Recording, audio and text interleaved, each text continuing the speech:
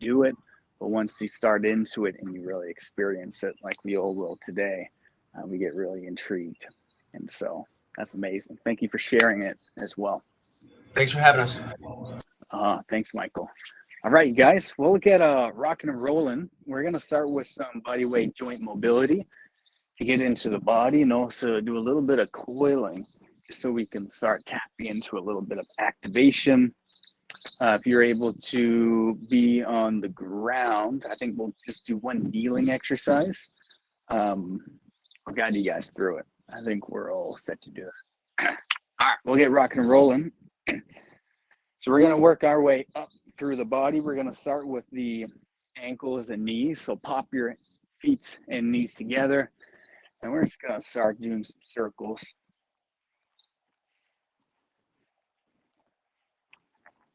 Both directions. Throughout this workshop, you learn best through curiosity. So if you guys have any questions or any inclinations about if you're doing something right, wrong, not as efficiently, please feel free to throw that out. And when a bunch of people ask questions too, it gives everyone the ability to learn better. We'll pop into the hips. So I'm going to sink into my knees a little bit. And I'm just going to try and find an isolated pelvic tilt. You can put your hands on the crest of your pelvis. Nice. Finding some isolation.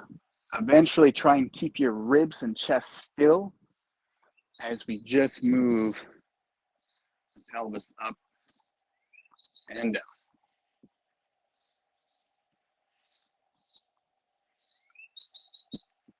Awesome. Now we're going to go side to side. We're going to try and keep the chest still. This one can be a little difficult sometimes. I'm going to pretend like there's a string and I'm moving parallel on that string to the ground. Yeah, you should feel in your lower portion of your spine, like a little massage.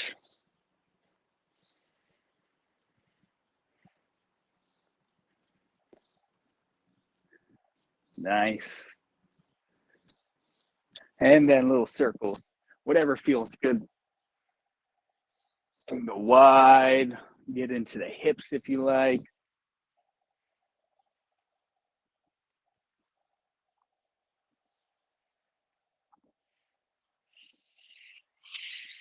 Lots of big breaths throughout our movements today. Awesome. We're going to find a hinge. So come down and just bring your bum as low as it needs in order to feel like your back is nice and aligned. And then we're going to open up to one side and then close, open up to the other side. This will mimic our lateral swing that we will learn later.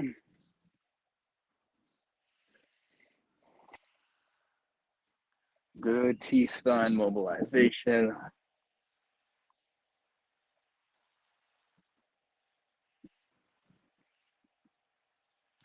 One more for the hips. Just pop into a squat, whatever you have, and just move around freely.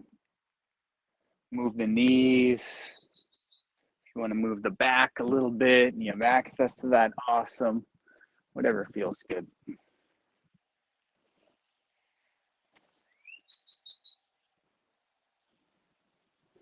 Awesome. Let's go ahead and come out of that. Moving on to the upper body, we're going to start with, again, some translation. So hands up, palms facing the sky. I'm going to keep my hip still this time and translate to the side. So I'm trying to keep this still, and I'm moving on the same parallel line of my shoulders.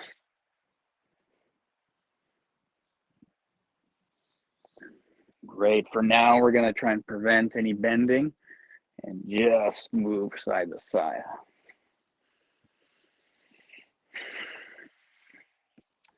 Nice deep breathing. Awesome. Shake that out. All right. Forwards and backwards, what I'm going to do is push out with my hands. As I do so, I'm going to rotate my thumbs in and tuck my chin.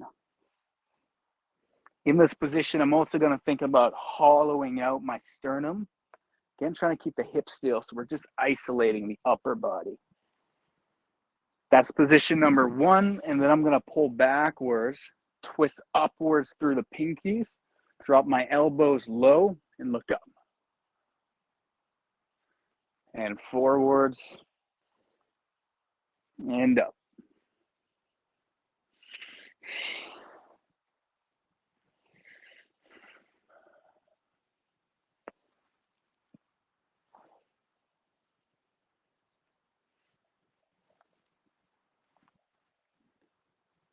Great, one more. Fantastic. Awesome. We'll get into the shoulders. So pop your hands up one more time. You're going to flip one palm up, one palm down, and we're going to switch. So we're twisting in opposite directions. Again, turning down and up through the thumb, and on the pinky on the opposite side, pushing out towards the side as we do so, separating our shoulder blades. You can look towards the open palm now. Get a little more shoulder over.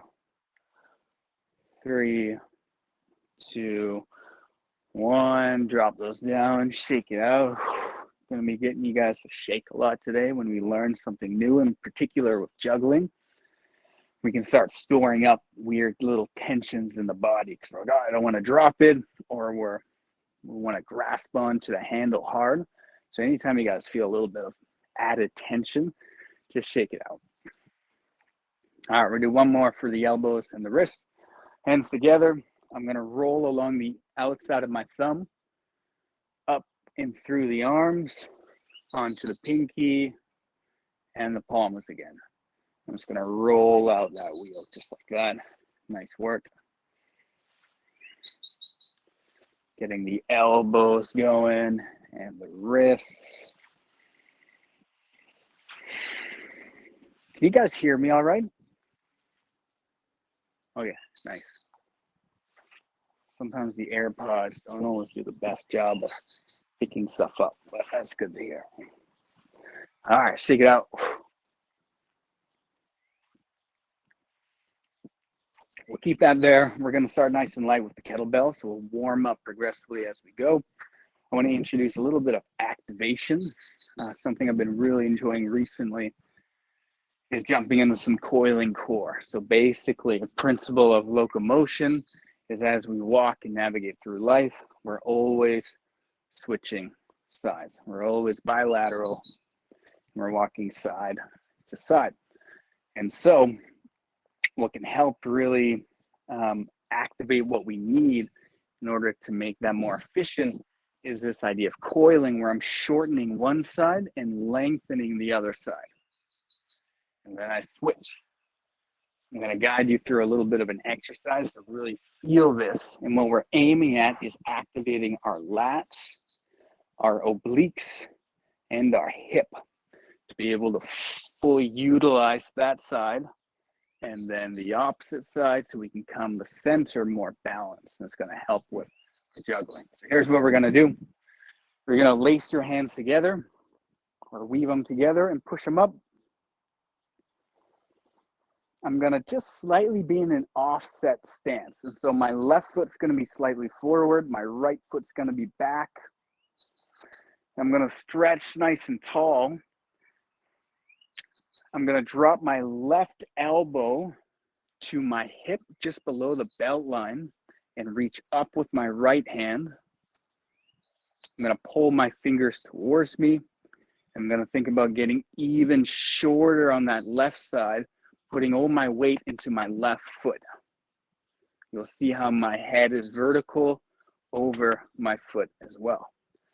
Pull down and back with that elbow a little bit more, feeling your lat and your side body turn on. Sometimes even it gets a little crampy. Reach up with the right side. Now I just want you to lower your stance a little bit, keeping a similar angle between your shin and your back. Reach a little deeper, reach a little higher. 3, 2, 1. Slowly come out. breathe and just give yourself a little bit of a gentle stretch the opposite way. Awesome. Shake that a little bit. We're going to do the other side. So hands together. We're popping up. Right foot is going to go forwards. This is the right foot that we're leaning into. Bring your right elbow down. Feel yourself start to shorten on this side. Curl the fingers towards you. Reach high with the left. Commit your weight to the right foot and reach deep into the dimple of your glute with your right elbow. Shorten up. I'm going to slowly start to move into it, keeping your head nice and aligned.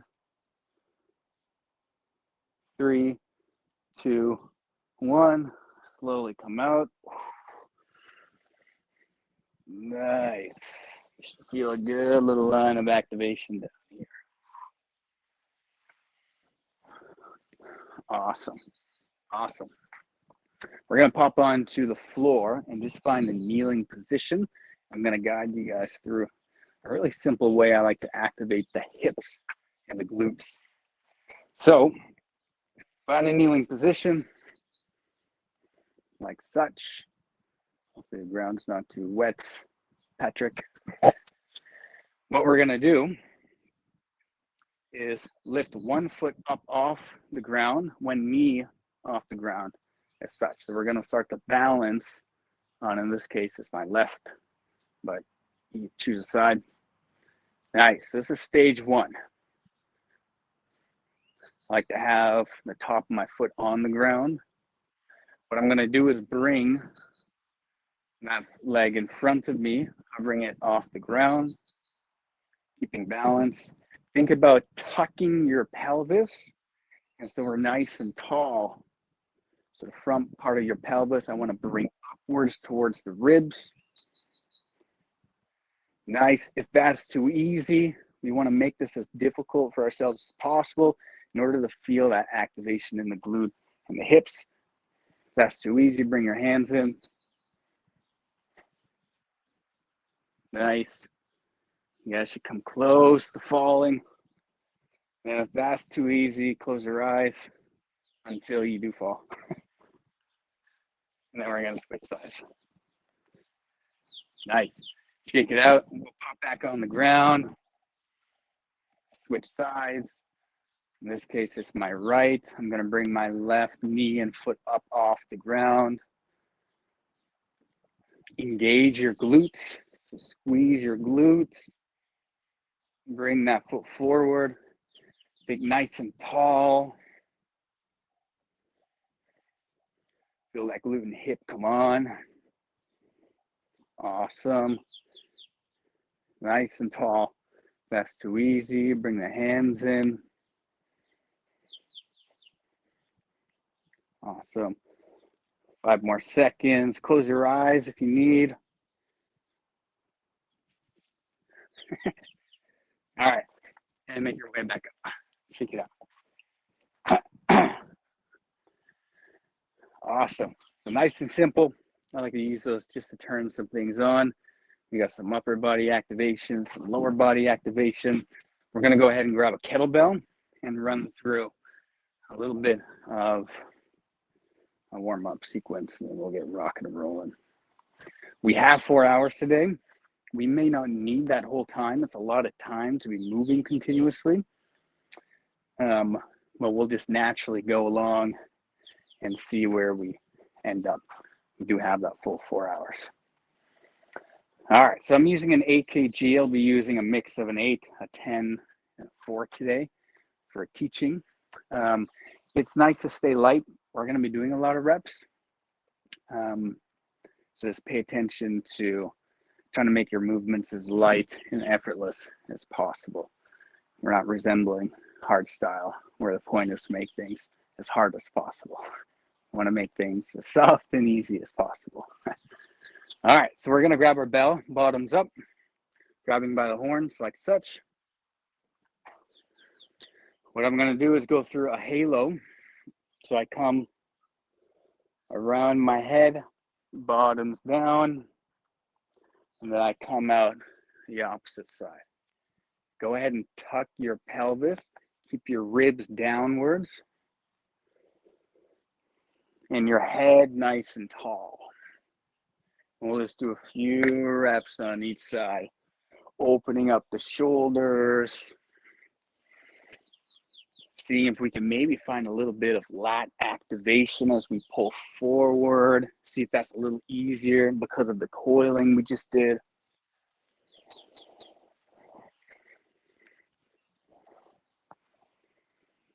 Awesome. We're going to play around with a bit of a coil with this.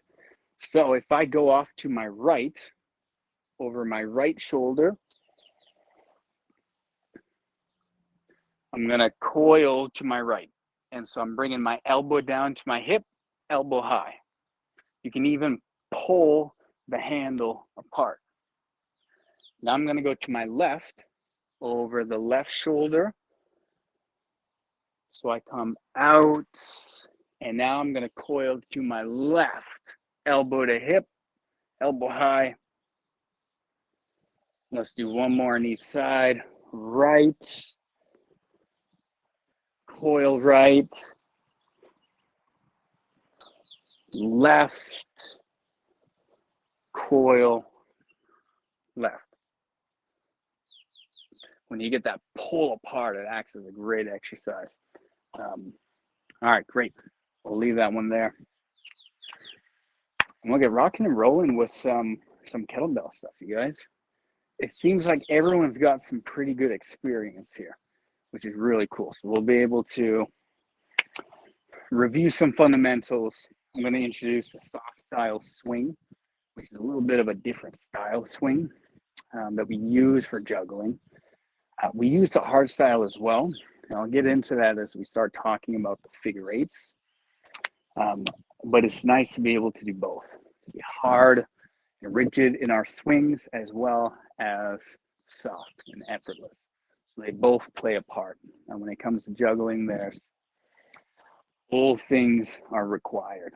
It really is this sort of holistic discipline that takes in a little bit of sport kettlebell, a little bit of hard style, and of course, this flow and multiplanar movement.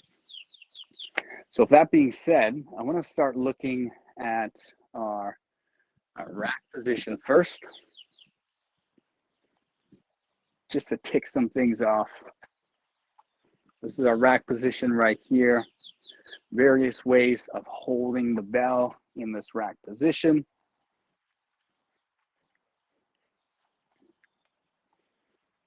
Everyone looks quite comfortable. Nice, we all look good. Thumb to collarbones, a general rule, that's nice. Elbow down, weight traveling through the elbow into the hip. And my wrist is straight. If you point your finger, you'll be able to tell if your wrist is straight or cocked backwards, because it'll be in alignment with your forearm. Nice soft grip. One nice soft grip when it comes to juggling. Even as we start to juggle, we want to be relaxed. The more tense my grip, the more tense my arm is and my elbow and my shoulder and therefore my body, it makes our movements more rigid. So we want to be nice and relaxed. Let's go ahead and pop overhead. So pressing from rack overhead. Again, just sort of ticking this stuff off. Yeah, you guys will look good. Nice. We'll be able to kind of rip through today and get into the juicy stuff. Awesome. Overhead, bicep by ear is a good indication of alignment over the skeleton. Wrist straight. Dropping the shoulder, trying to create a little bit of space in your neck. And then rotating the thumb backwards slightly will help activate the lat a little bit more. And we can find a little more security in our overhead position, just slightly, almost like we're corkscrewing down. Nice. Let's switch sides. Rack position. Nice, soft, and relax. In sports, we often have this grip where my fingers are free. And I'm going diagonally through the bell like such. This is more hard style. When I get into the corner, it's a little easier and nicer to grip. Nice. See if you can feel your lat activate a little bit more in this position. When we go through that coiling, the point is to start to feel that activation start to come on. Nice. Press overhead. Bicep by ear. Fully extended elbow. Slight rotation of the thumb backwards. Feeling nice and solid in the side of the body. Tilted pelvis. Ribs down and in. Great. This is our overhead position. Very nice. Awesome. Let's come back down. Check, check, check. Let's jump into the pendulum swing. So the pendulum swing is a swing we use for juggling. It has an emphasis on the bell rising upwards. If you look at the hard style swing, there is a single hinge in the hips. And the purpose of the hard style swing is to create max amount of tension in the body as possible. So we're actually trying to get rigid in order to make it hard to get more benefits. Great benefits for developing power, general strength, and this rigidity and solidness. The emphasis on this is that the bell is going to fly that way if you let go of it. If I do my hard style swing and I let go of it, it flies way over there. Don't worry, I got more bells. And so this doesn't help us very much when it comes to juggling because we have to really fight the bell traveling away from us. And so instead we use what in kettlebell sport is our soft style swing. There's a double dip in the knee and the hips that allows that bell to rise vertically or upwards. This helps us be able to juggle because we're working with gravity and it makes it more controlled. So I'm actually leaving my hips with this control, intentionality, and smoothness.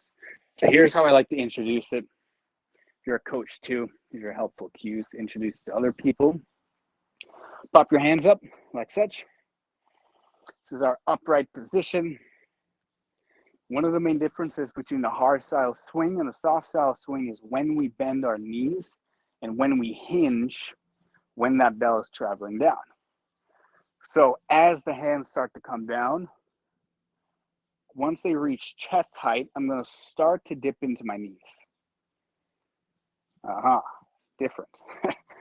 And then when I get down to my knees, I'm already going to start to rise upwards towards the back.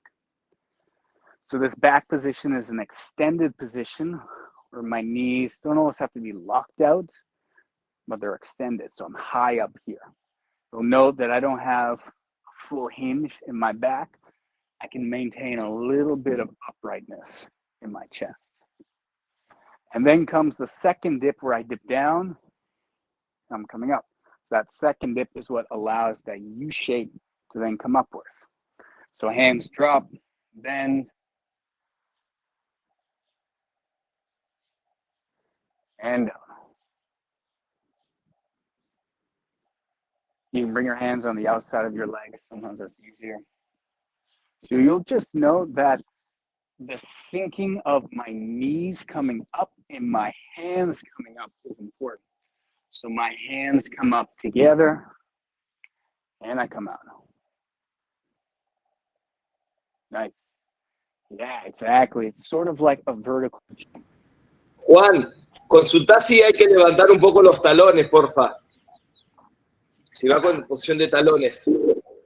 Juan, feel free to jump in anytime and Yes, once in a while, you must rise your heels when you're doing it. Was that a question? Yes, he's asking if you must do it or it doesn't need to be. The heels? Yeah, when you go. That's a good question. Yes, a good question. So It depends, and I think it's preference. Sometimes when I go through my pendulum swing, I'll rise up at the back, so my toes come up, and then I rise up through the toes, toe lift, and then come up. Other times, only one will come up. And so at the moment, I think it's there's a bit of preference that goes into it. I find the heel raise and the toe raise just helps accentuate or maximize that motion.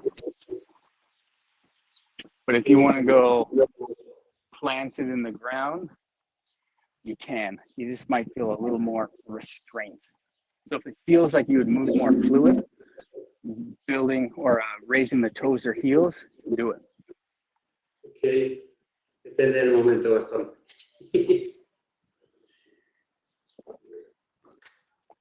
Yeah, you got that? Yeah. Okay. If it feels like it helps you move a little more fluid and effortlessly, do it. All right. Sweet, you guys. We're going to grab a bell and we're going to start to go through the swing. Doing two hands on the bell is a little awkward when it comes to pendulum swing, so I like to go right away into a single hand, like such. How I like to start is by standing up straight and letting the bell hang from my arm, like such. This way I can get a little relaxed. What I'm going to do is slowly start to feel that U shape. So dip up, dip out, dip up, dip out. Just getting into the body, that feeling of the bell slowly coming upwards through the front. Now what you can do is start to expand and deepen. Hey, Matthias, that arc. Matthias, I'll give you a little run through of what we've covered so far, but we've just started on the kettlebell movements and we're just getting into our swing. Good timing. So the intention is to just start feeling the softness. We're achieving the same height that a regular swing would give us, our hard style swing, but we're trying to get there a lot more effortless. Awesome. Yeah, Matisse, I was just outlining that we use our soft style swing or pendulum swing for juggling, and the pendulum swing has this U shape. And so as the hands come down, there's a single dip in the knees, and then I rise upwards, and then I dip again and come up. Yeah, so dip, come up, dip down, that's it. And then, yeah. And then we dip again to go out. So we're at the back position here, extended. And then I dip down, out. Yeah.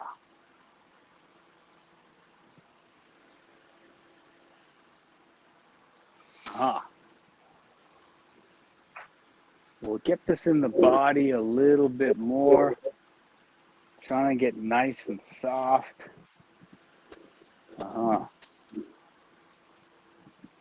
You guys have any questions about this? Feel free to shout them in.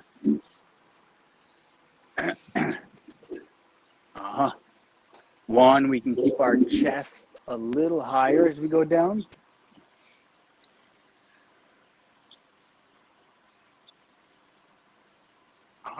Nice.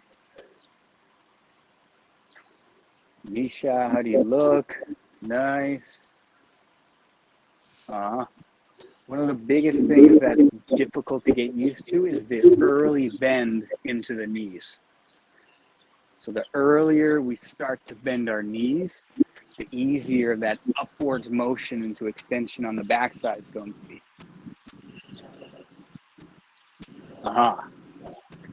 In hard style swings, we only bend the knee as that bell starts to make contact with our hips. And it's like that. Whereas here, we're allowing a lot of time to almost catch the bell with the legs to rise up. Uh-huh.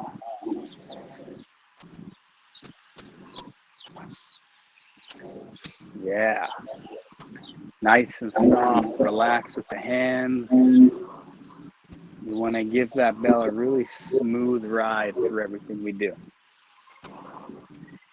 Nice. Good shaking, Alyssa. Awesome. Nice. You got it good.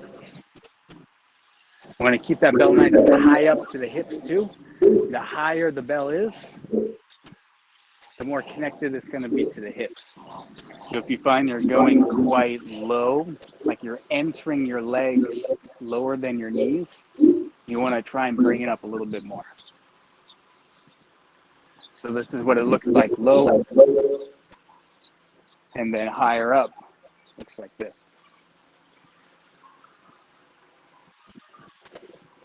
And I can make this quite simple and effortless.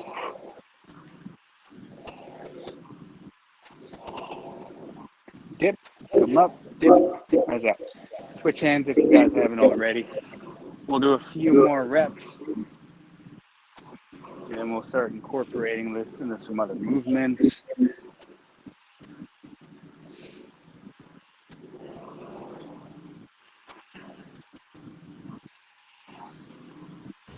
I have a question. Yeah. Sometimes, even when you're demonstrating it, you don't straighten your knees fully. Is that because the weight is light, or is it like a hard and fast rule to kind of to extend the knee? In kettlebell sport, you need to fully extend the knees. Yeah. But when it comes to juggling, I think it is all relative. And so Whatever I'm works not better. using I'm not using a super heavy weight. And so I don't need a full, I just need to be here. I don't need to fully extend my knees. Yeah. But if I was to go a little higher, So if you then were the doing more, more flips, then you would go deeper in your hinge. yeah, usually. Yeah, because the higher I'm up here, the more I'm able to dip down and out. Okay.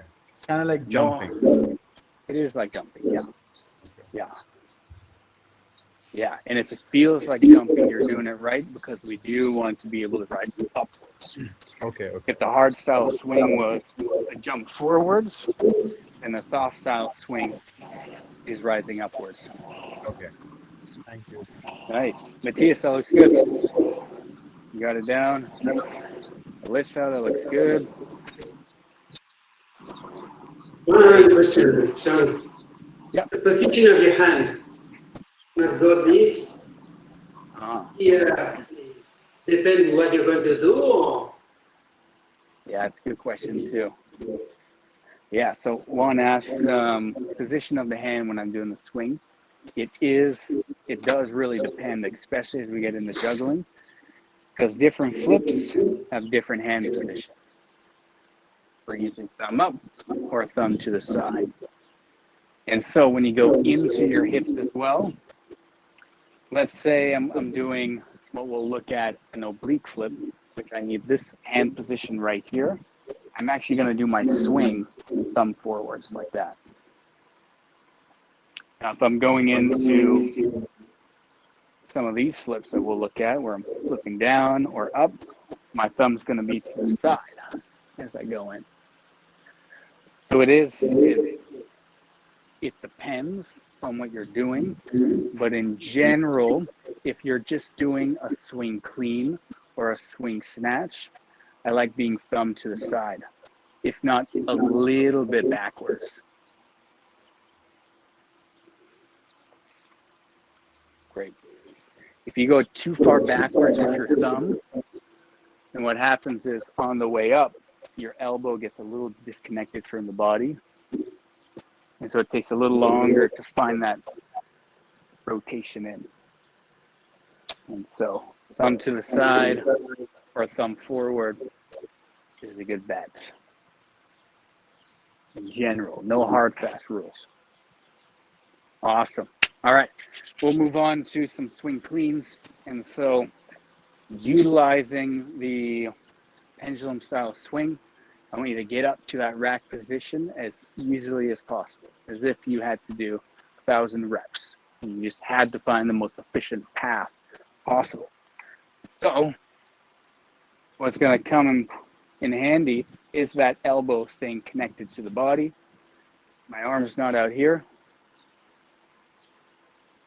I want to stay nice and close to the body, which is also going to help us when it comes to juggling. We don't want to be too far away from us. So elbow in, and I'm rising up. And then I find my rack position. You guys want a really simple way to make that transition smooth. We swing, we come up into what we call a gunslinger here. And then with a soft grip, I'm going to insert my hand through and then come into a rack position. Note how I'm not moving the bell onto my forearm. I'm actively moving the handle forwards and inserting my hand and then coming in. There's a big difference. One will give you a lot of forearm pain and one means that I'm meeting the bell with my forearm. And that turns into this little punch and then drop.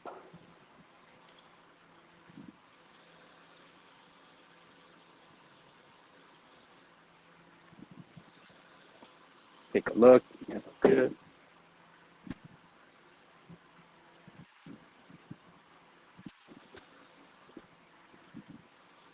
Nice.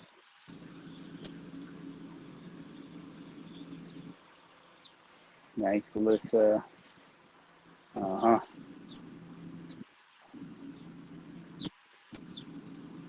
Oh, my teeth. Opposite way. That's it. Yeah. That was a cool move, though. I think I've seen Leo do that. Yeah. Wrap around. Pretty cool move. All right. Nice. Do these feel good? What we're trying to develop is simply the ability to move efficiently from point A to point B. And when I do so as easily as possible, what I simply do whenever I learn something new with the kettlebells is think about how I could do it a little easy, how I could be a little more smooth and fluid. And that for me just gives me the compass I need to navigate that technical mastery. As long as you keep that in mind, how can I be a little more efficient or fluid? Your body is going to figure out how to make that happen. You want to make things as hard as for yourself as possible, you can do that as well. Nice. Great.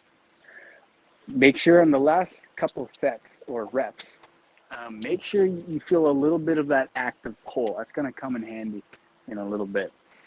So there's a point of the bell rising and then a part of the clean where I pull in to insert. That little pull back is going to come in handy when we start moving side to side and laterally. Nice. No one has any additional questions? That looks good. Nice soft grip. Again. Maybe one last thing before we move on. When I'm juggling, I hold the bell like this. I never hold the bell like this. So this is a full grip. You're going to develop a lot of tension in your forearm and your whole body, therefore. This is nice and loose and nice and relaxed.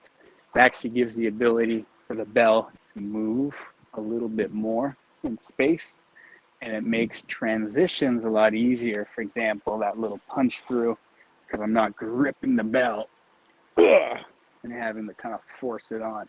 So nice soft grip. Even as we go out for a swing, I pull back, find my fingertip grip, and then I insert incoming. Cast out, pull back, fingertip grip. The sun right now is literally right behind me, so let me know if I need to change angle. All right. Nice. Nice. Yeah, nice soft grip. Anisha, even a little lighter. Seems counterintuitive. And we're going to be letting go of the bell, yet gripping lighter. But it actually gives us much more control. I'll explain that as we get into the juggling.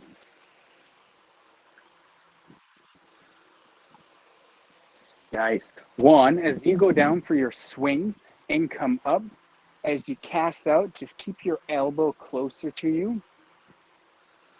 So this circle right here is a little smaller.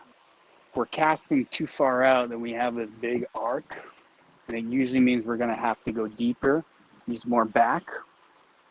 And so just keep the elbow in. Yeah, that's it.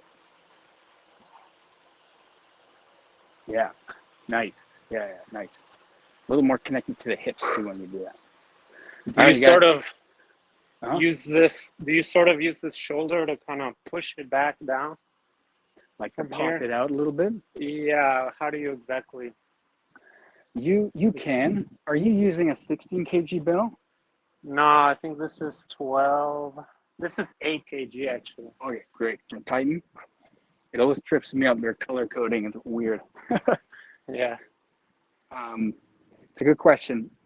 I can, but it's not always necessary. What if you saw me do it and it looks like I'm using my shoulder? What I'm doing is actually just rotating my whole body slightly. And so the cast is very subtle. I'm not jutting out with my shoulder. It would be more of this rotational release because I rotate the bell off my forearm and then let it drop. That's how I release it. Rotate, drop.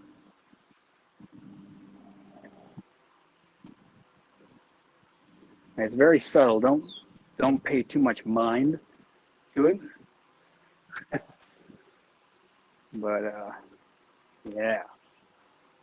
Nice. Patrick, we'll get into the tactical switches in just a sec. Those look really good. Nice. Awesome. You guys look good. I'm assuming everyone's done snatches before, which is great. We're going overhead instead of our rack position. If at all, we have a lot of snatch variations with our 3D movements that we'll learn today. If going overhead is a little too uncomfortable, just substitute it with a clean and a press. We don't have to do the full snatch. But that being said, it's nice to expand all of our movements overhead. And so you guys want to get into a little bit of snatch territory, very similar to the clean, although I'm trying to find that punch through an insertion here, and then travel overhead. Punch, and then travel overhead. Obviously, I'm slowing that down. It's one movement.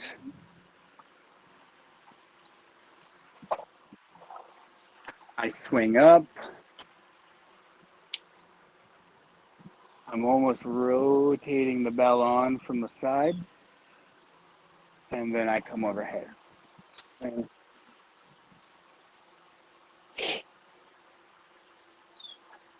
Uh-huh. Nice. Yeah, nice. Guys, look good. Keeping that bell tight to the body. Nice, Alyssa. Nice, Matthias. Is it Matthias or Matthias? I've heard both. It's Matthias. Matthias. Or Matthias. Matthias is.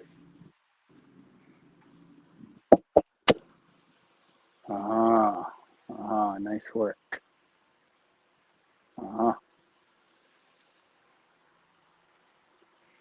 Great. All right. Going overhead. Looks good.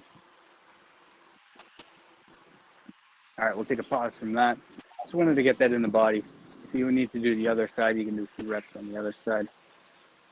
Again, soft grip is going to help with that transition. The lighter you hold the handle, without dropping it, of course, the more slippery we can be to get in.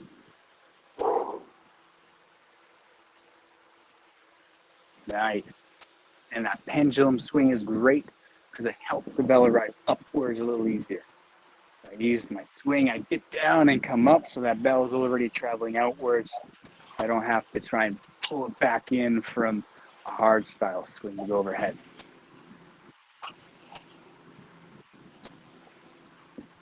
Nice. I'm super stoked about how much you guys all know about all the fundamentals. Makes my job a lot easier too. Everyone seems to be on a very similar page.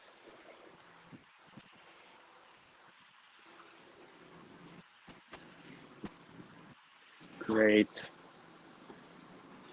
All right, we'll pause there, shake it out a little bit. Yeah, I'm gonna be doing lots of reps today. I don't count reps. I tell you to do a certain amount of reps, probably still won't count. I like to focus on just the technical attunement of the exercise. And I find when I count reps too much, it takes me away from actually really being with the movement. I'm just trying to get it done, and I'm trying to achieve a certain amount of reps. So I want you guys to just focus on the movement, again, constantly using fluidity as your marker for progress. And we're not trying to tire you out as well. So your focus is going to be really important in this workshop. All right, sweet. We're going to move on and learn our transition. Patrick's been demonstrating so beautifully. It's called our tactical switch. Not sure why it's called a tactical switch or a hand-to-hand switch. It's what caught on, and so that's what we name it for simplicity's sake. What the tactical switch is a hand-to-hand transition in the air. Let's say I'm swinging with my left hand. Instead of racking with the same arm, I'm going to rack with the opposite arm. And then I'm going to swing, and then I'm going to rack with the opposite arm, and I'm going to swing. As that bell comes up, use my 4 kg. As that bell comes up, I want to make sure that I have this window open from underneath. There is no rotating that happens for the tactical switch. I'm coming up, and I have this window opening up underneath. I'm going to keep my elbow close, and so when I insert with the opposite arm, almost like an uppercut, I'm already in that rack position. In tight. In tight. You guys want to do a few swings first and just practice finding that opening that opens up from the bottom of the handle.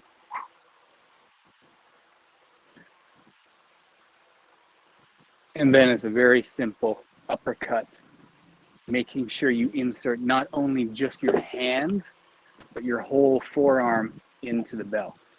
So we want to take away all of that space.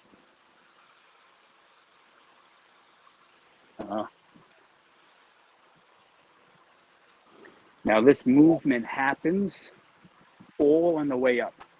So there shouldn't be a dropping back down into your rack position. I am rising up into my rack position. If you go too high and then you try and switch, we just don't need to do that. And so get your opposite hand active and start to insert low. almost by your hip. Yeah, that's it. Bang. Uh-huh. Nice. Anisha, that looks good. Nice. Yeah, I love this movement. Reminds me a lot of martial arts. Throwing uppercuts. Staying close to the body. Please allow yourself to rotate if that feels good. You're rotating the side you're racking. You can move forward. I come up, rotating. Rotating. Feel free to move your feet as well. You can't really see mine. Now you can. We can jump up on the balls of our feet. We don't need to stay rooted into the ground with our heels. We can allow a little bit of athleticism, a little more freedom in the toes and the feet. That's just the way we move. Yeah. Nice. Look one, you look good. Uh-huh.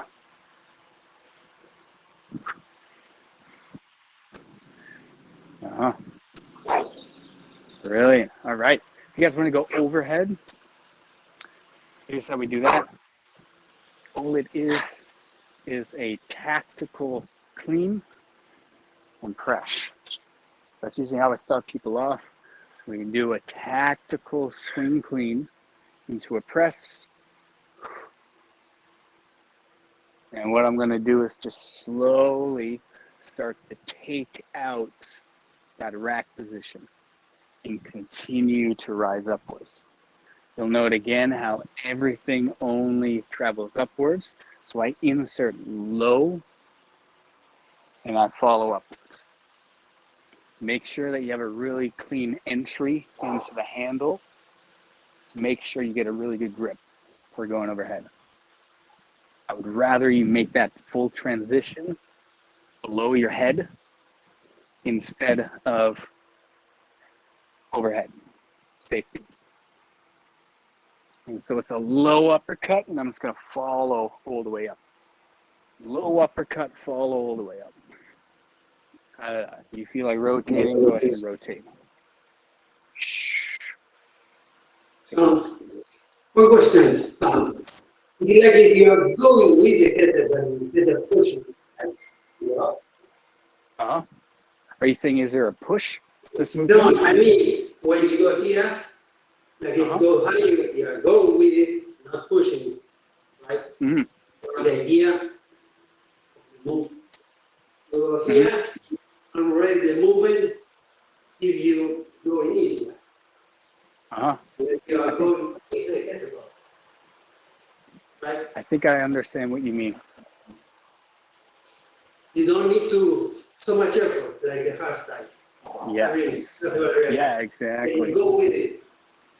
Yeah. Move together again, and not against the kettlebell. Beautiful. Yeah. No, it's a good point. What's really cool about this movement is you can do a lot of reps because I'm pulling with one hand and then just pushing with the opposite hand. Yet they're working together really nicely. It's a really beautiful movement because I'm handing off and rising up, handing off and rising up.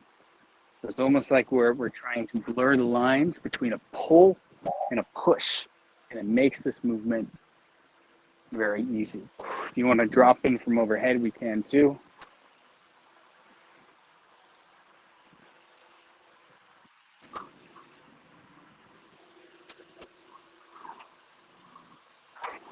Uh-huh. The coach is out there, or for anyone actually as well. If you want to keep your hand on before you let go of the bell, you can as well. Sometimes when this is intimidating, I'll just have people grab onto the opposite hand, come up, and then let go. Grab on, and then let go. Sometimes it helps just with the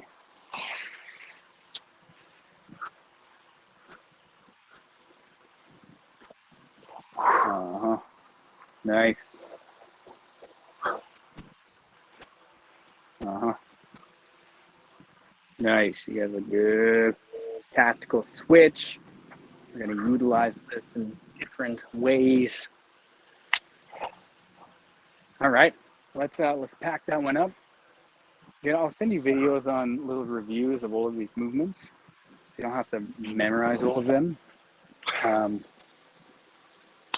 so we'll move through the content somewhat quick, give you guys an opportunity to feel it out, but keep going. Cool. Nice work.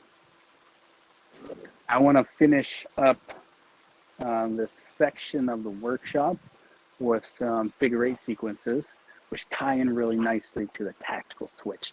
And we'll look at that. And so what I'm going to do is have you guys place the bell on the ground, shake it off before we start a new movement.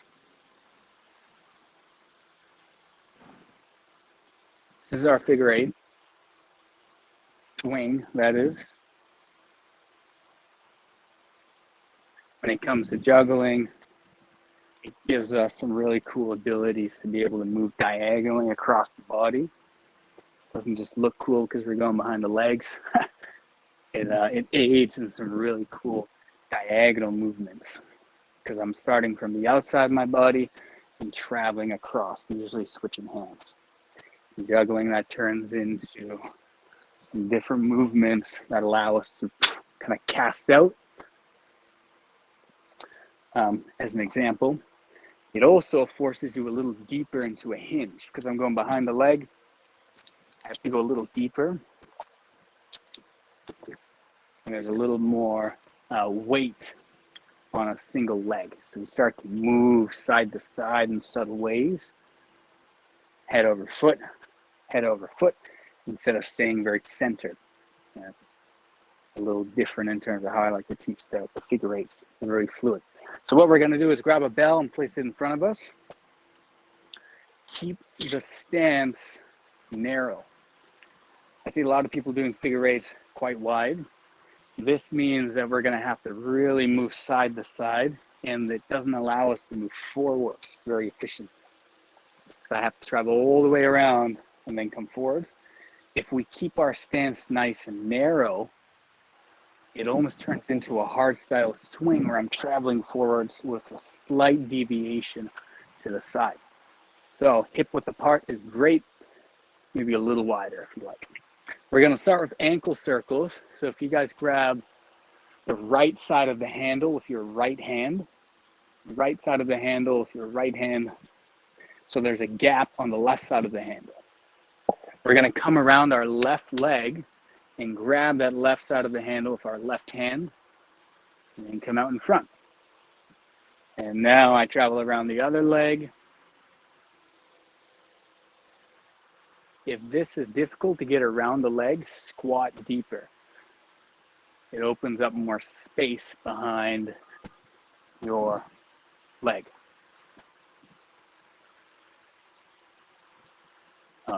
This is the hardest part of the figure eight. Good exercise. Nice. Now, real quick, as you guys are still doing this, start the weight shift side to side.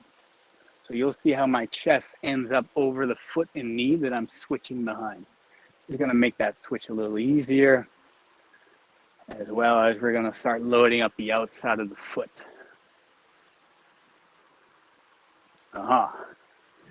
Strong glutes and core. Nice aligned spine. 3, 2, 1. Come on out of that. Shake it out a little bit. It's probably the hardest part of the workshop right there. Nice. So we're weight shifting side to side. We're switching around and we're staying low. Now what we're going to do is come up into a swing. So I'm still utilizing the same hip mechanics as a heart style swing to move the bell. I'm not doing it with my arms. I'm just replacing how I'm using my hands with the bell. So I can do a few ankle circles like such. And then once I'm comfortable, as soon as I switch hands, I'm going to explode forward so that bell starts to rise up. I'm still weight shifting side to side. You'll find this becomes a little challenging if your feet are too far apart. You just experiment with your feet a little more narrow. Squat lower if you're having difficulty with release. Anisha, we always go from the inside. So inside the legs, outside. Inside the legs, outside. Right now you're doing outside the inside. So you're coming down and going from the outside, inside. Bring the bell right back through the legs. Then switch, travel outside. Yeah, that's it.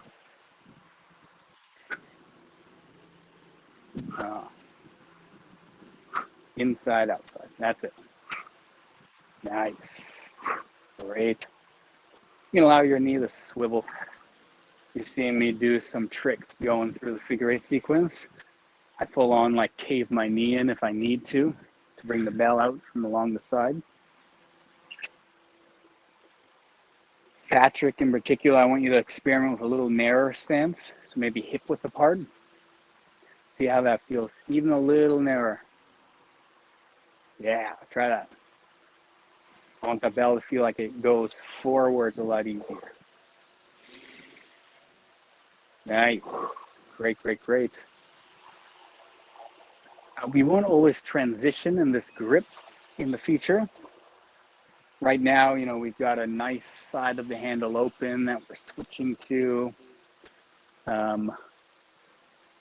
We'll switch that to more of a handoff. I'm just going like this. I'll explain why a little later. Right now, we've been switching like this, more or less. And you guys should also get some practice in with your hands just switching, with your thumbs facing forwards the whole time. If I pointed my thumbs, are going forwards, which also means that the handle is facing the same direction the whole time. It doesn't turn here. It cuts forward, cuts forward, cuts forward. Yeah, nice. Nice, yeah, that's it. Makes it a little easier to kind of slice across the body, as we'll be doing in just a second. Nice, all right. Keep that in mind. You guys look good. Remember, getting as deep as you need to in order to make this feel comfortable. Nice. Any questions on that?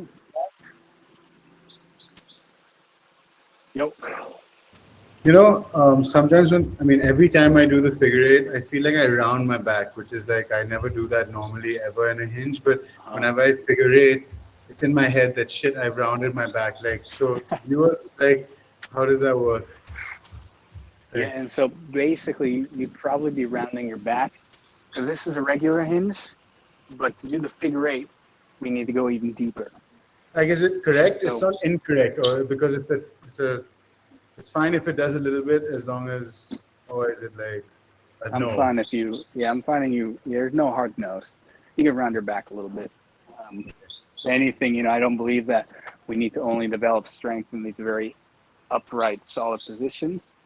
It's nice to be able to actually bend a little bit. That being said, it can still be a little painful if we did it heavy with weight. Right. You're not accustomed to that. So what you can do instead is stay a little more upright and treat it more like a squat. And so if this is happening, I'll switch to this. You'll see how I'm dipping lower and I'm almost squatting into it, keeping my chest a little higher instead of going for dropping my chest.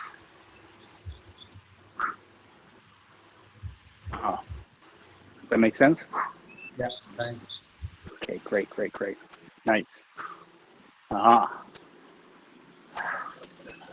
Awesome. Also stay nice and tight to the legs too.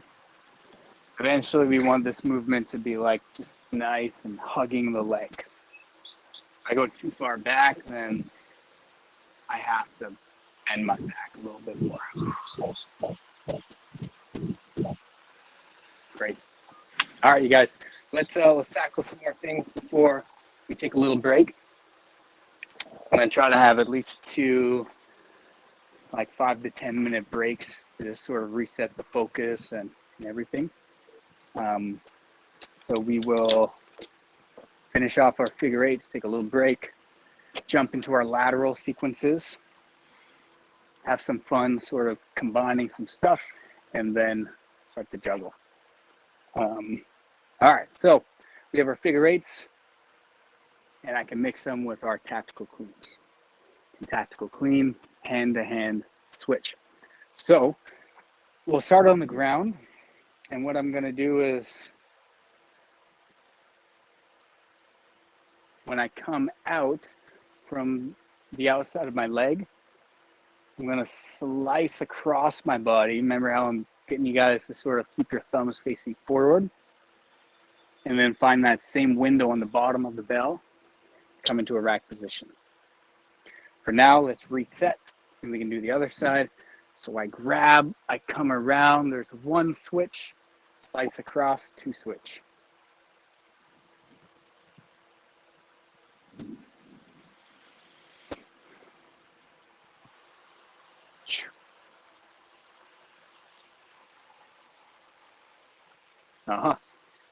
Keep your elbows in tight. Don't worry, I was the first to drop the bell today. I let go of it.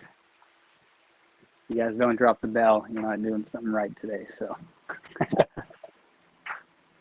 Yeah, Alyssa, and this goes for everyone as you come around your body, just keep your elbows in. And we can de-accelerate a little bit if needs to be. Around. Get your chest and your head over the side that you're switching behind. It'll help with a little bit of that transition. Then you'll be in a better position to be able to come up and around.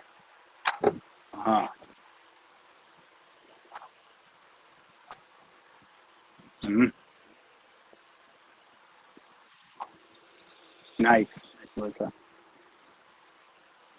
Nice, Patrick. Nice one. Nice, Gaston.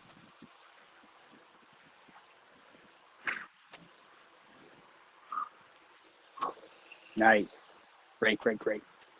Again, there's no flipping of the bell onto the forearm or the hand. I'm inserting from underneath. I'll do a few reps for you guys to kind of see.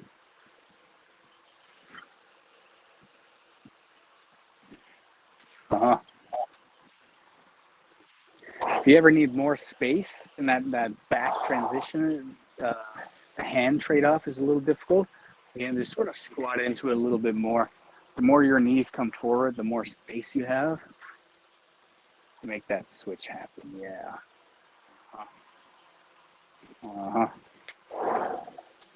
Nice. That's good. Juan, consulta ahí, cuando flexiono, las rodillas miran para afuera. Si buscamos que en la flexión las rodillas miren para afuera. He's asking when you bend your knees, do they go outside? Sometimes. I like to stay nice and narrow with my figure eights. And sometimes they do. So there is usually a little bit of a opening. The more narrow you are, the more naturally you're going to open up a little bit. That's okay. Cuanto más cerrado, más vas a abrir.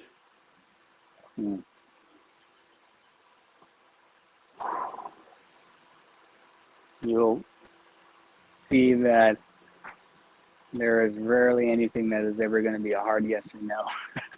It's all relative. There's a place and a time for a structure and then the break structure. Nice. You guys are good.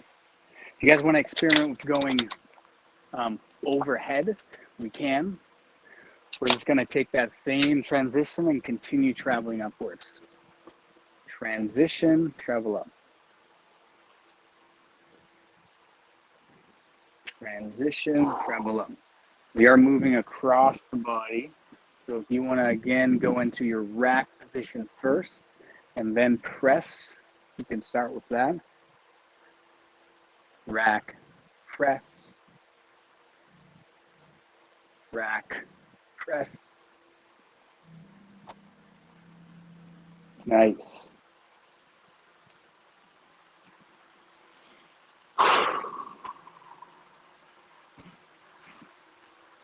Uh-huh.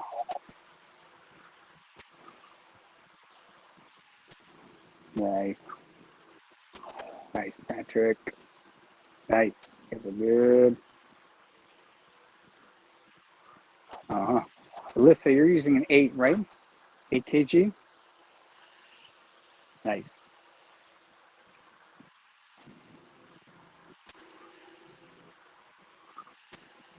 Uh-huh. I'd recommend, Alyssa, just getting a little deeper in your transition. You're really sinking the butt backwards and down a little bit more. Almost like a little bit of a squat. I think it's just going to allow you to build more momentum and traveling forwards as well. Be a little easier to switch.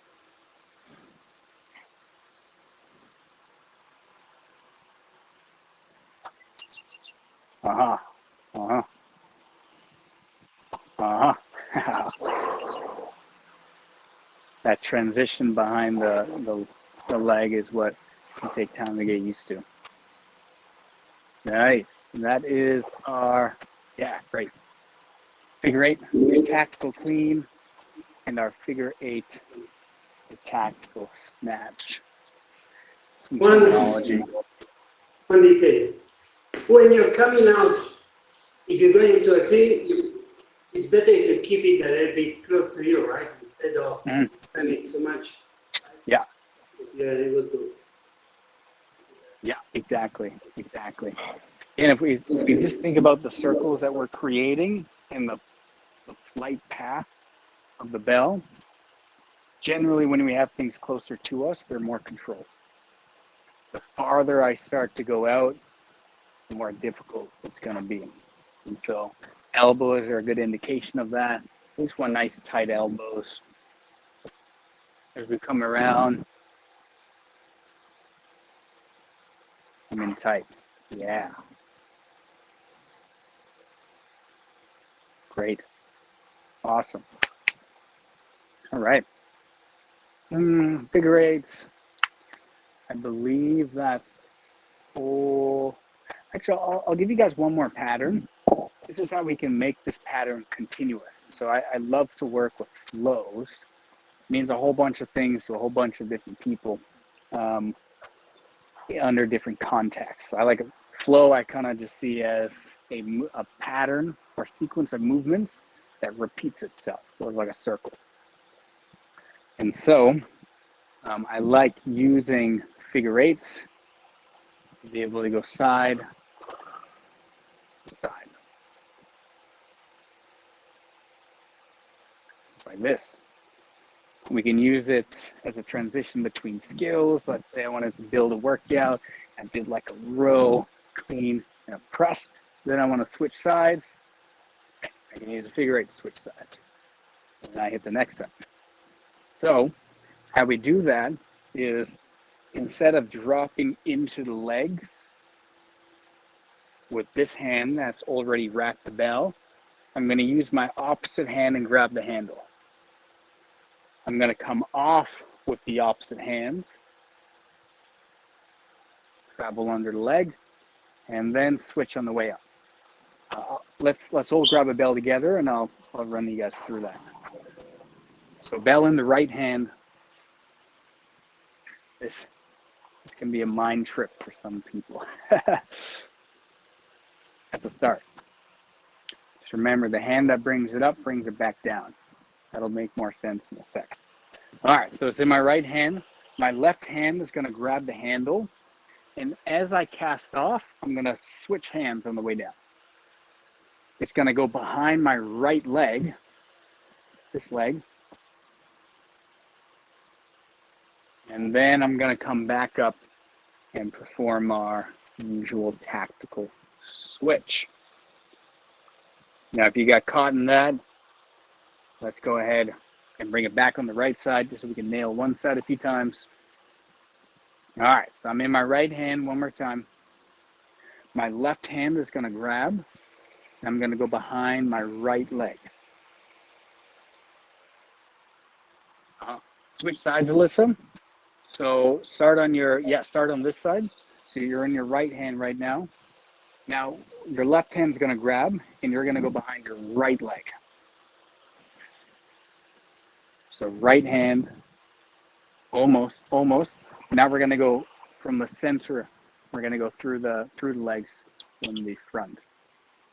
And so if I was to switch and we were to do this side, let's go back in the right hand. Our right hand's on. Left hand grabs. I'm going to go through the center behind my right leg. That's it. And then do that tactical switch as soon as you come around. One more time. Left hand grabs behind the right leg. Tactical switch in front. Yeah, that's it. Nice. All right, we're on the left side now. Now from here, my right hand's going to grab it. So the hand that took it up is going to reconnect. I'm going to go behind my left leg now. So right hand takes it behind the left. And then I bring it back up and end up in my right hand because I've done another tactical switch. It's in the right hand. My left hand's going to grab it again. I'm going to go behind the right leg. Tactical switch in front.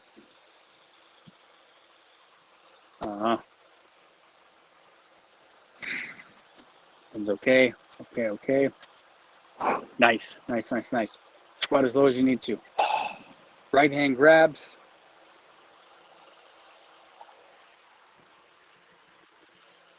Nice. Yeah. And then the switch. That's it, Alyssa.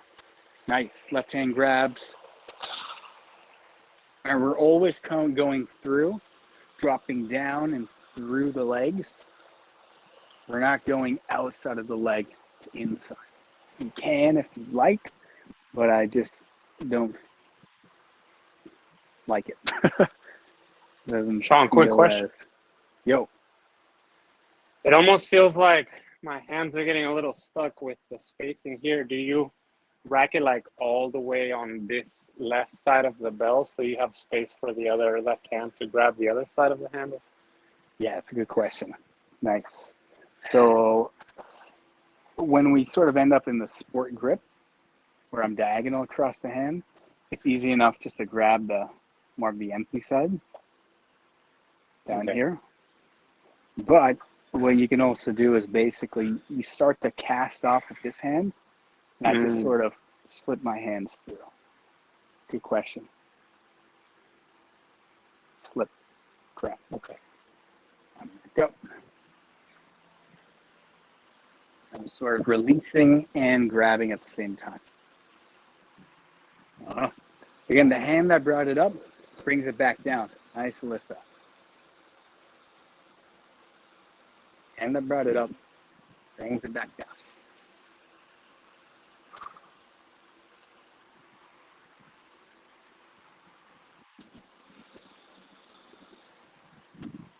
Another way to do it is if you just don't let go of the handle, but as you come up, don't let go of the handle.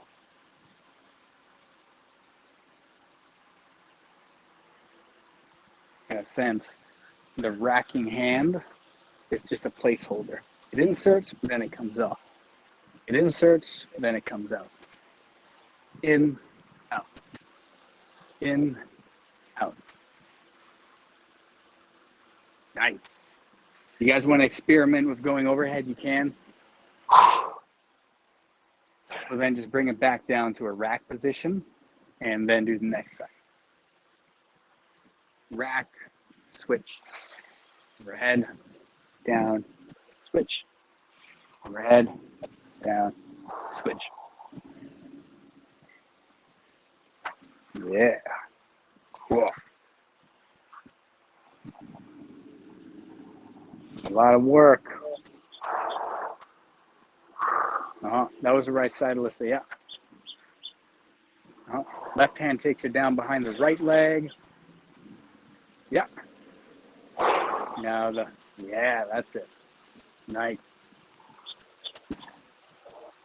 We're just continuing the figure 8 pattern, but going into a rack. You guys are set with that. Drop the bell. Nice one. Nice, Anisha. I hope I'm pronouncing that right, by the way. Anisha. Awesome. Nice, Gaston.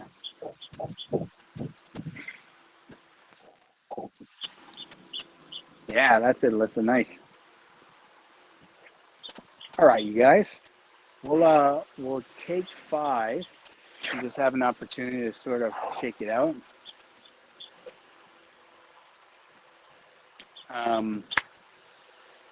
And we'll be back pretty darn soon. I'm just going to run inside, go to the bathroom. Feel free to do whatever you need to do.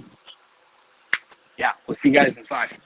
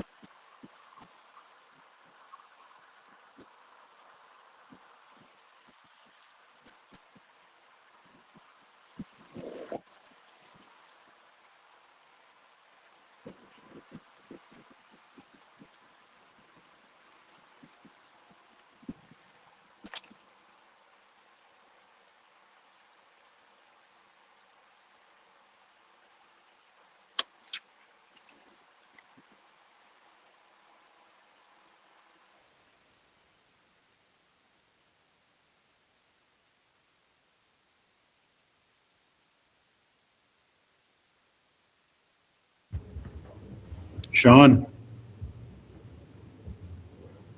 how did you get into kettlebells? Can you hear me?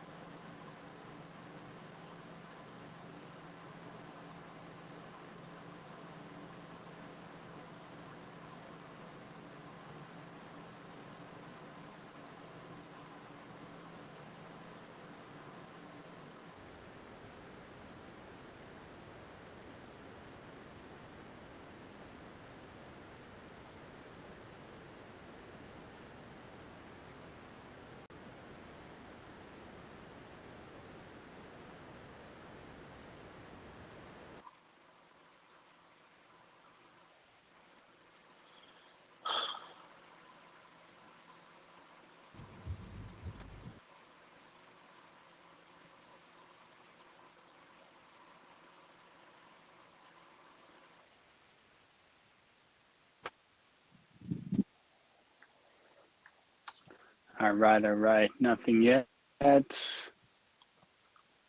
No. Ah, We can hear you now. Now I can hear you you. can? Okay, good. Yeah. All right, great. I thought it was my problem. That's good. Helps. Okay, great. All right. Nice. Welcome back. How are you guys feeling so far? How's the body feeling? I've already done quite a bit of movements.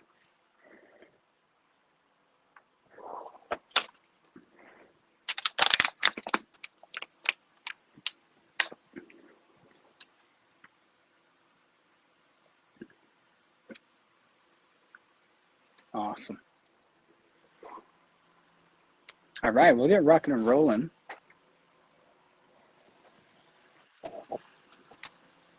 Yeah, this stuff adds up over time, even in a session. In learning it. And so I like to have a nice variety of different lighter bells. This is a 4 kg.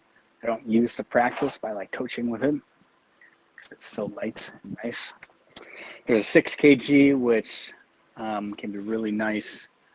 I find some women really enjoy that weight or just playing around, not having to worry too much about the the soreness or the fatigue, but being able to just sort of execute on the technical parts of a practice. And an 8 kg for a lot of men can be nice for that same purpose, or a 10.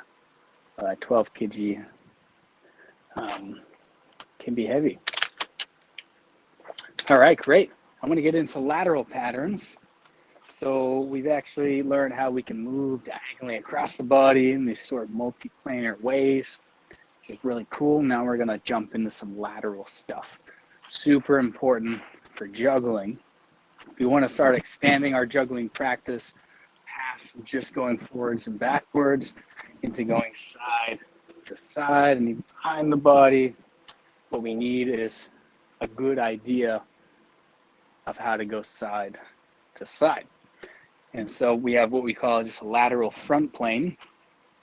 So if I'm standing here, pretend there's a wall right here and a wall right here in front of you. We have this small window, let's say a foot, in front of the body that we want to move in. And I don't want to deviate by going slightly forwards or slightly backwards. So just keep this in mind as we start to move across the body. We are really limiting ourselves just to this lateral movement right here. Yeah. If you end up knocking a knee, it's because you've gone away from this path. You've either gone too far behind you or gone too far in front of you, in which case it's coming back. So as long as we stay close to the body, moving side to side, it'll be fine. All right. So I want to look at our lateral. Perdón, Was that a question? Juancho, sí, la posición de las piernas cuando voy de lado a lado, si es válido el flexionar una rodilla y extender la otra. He's asking your knees when you come back to bend, or which is the best position. I know you say depends, but Depends. But it really does. I'm going to get into what the knees will do as we get into the calves. There are different stances for moving laterally. So this is a narrow stance. Let me move my camera down. So one, you can say it depends. There is a narrow stance, and then there's a wider stance where I'm going to be moving more with my knees.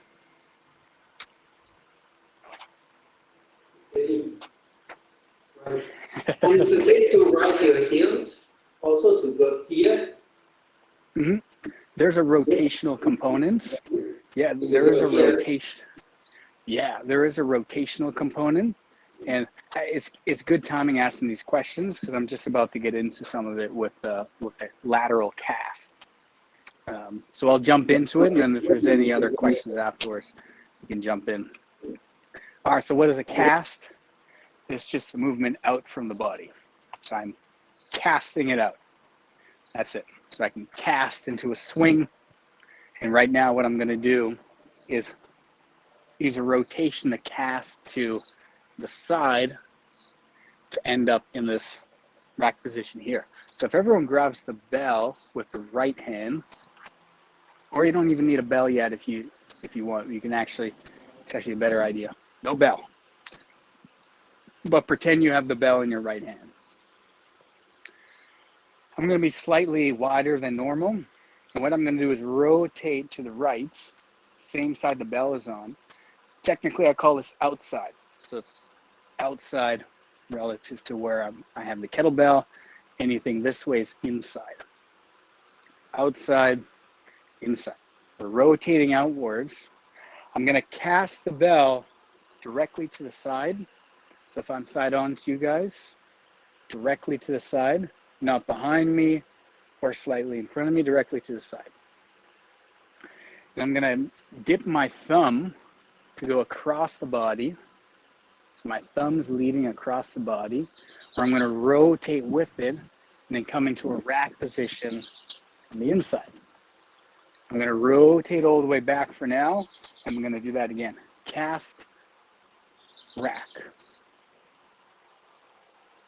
That thumb position is just to give you an idea of how the handle is going to be gripped. So as you cast out, rotate it down, the handle is slicing across the body, and I end up in a rack position. Cast. Nice. Now timing that rotation is important. There's a rotation to one side and then a rotation to the other side. Yes, the feet can move and pivot. Because the kettlebell is always held or manipulated with one hand, there's always going to be a foot that it has more weight in it. I'm never perfectly 50-50 with my weight transfer. Grab the bell when you guys are ready. As long as you go directly to the side, you'll avoid the knees. Try it out. Getting back up into that rack position can be a bit of a challenge. What we're learning to do here is work with momentum. I didn't say this, but this is not a hinge-based movement. I'm staying nice and tall. I forgot to mention that. That's important. So I'm not hinging at the hips. I'm just letting that bell move across the body.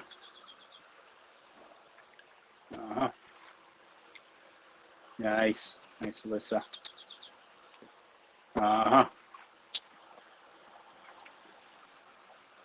These bells are going to start to feel heavy. Nice. Yeah. What we're getting into here is trying to let momentum do the work. Your arms are just sort of this finesse factor. And I'm building momentum via circles.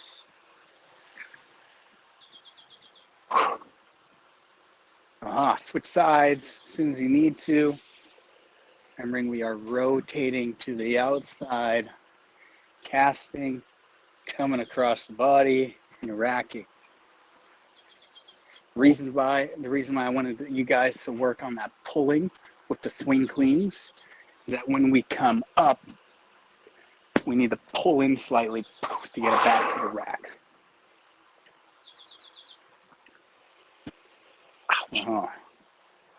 I heard an ouch. That was probably me. It was the forearm. I kind of bumped it on the Yeah. Yep, getting back into that rack position on the inside of your body can be a bit of a challenge. Make sure you just rotate all the way to that side. That way, when we bring it in, it resembles just a regular swing clean.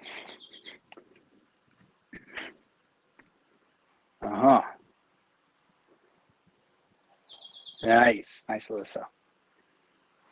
We're breaking that mold of moving forwards and backwards, one lateral movement at a time.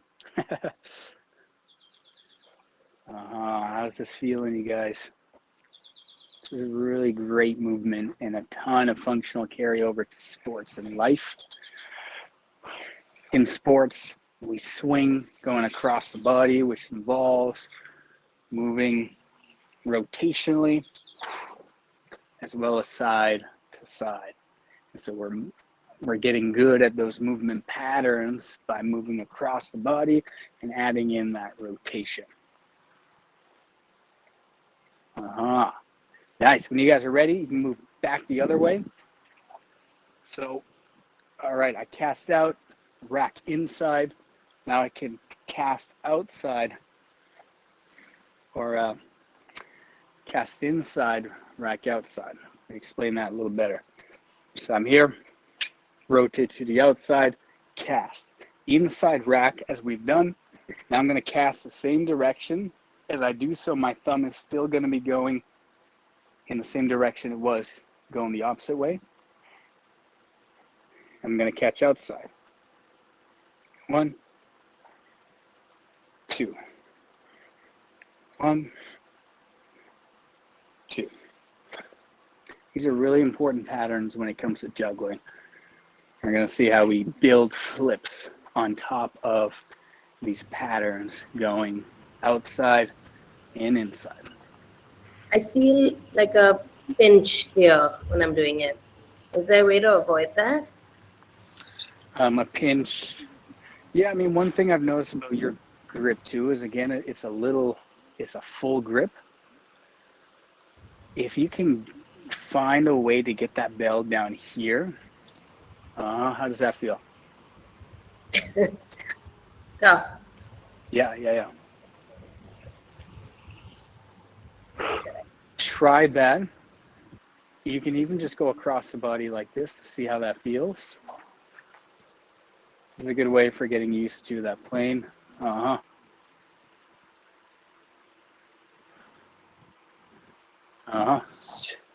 And then getting back into that fingertip grip, as it's called, is a bit of a skill.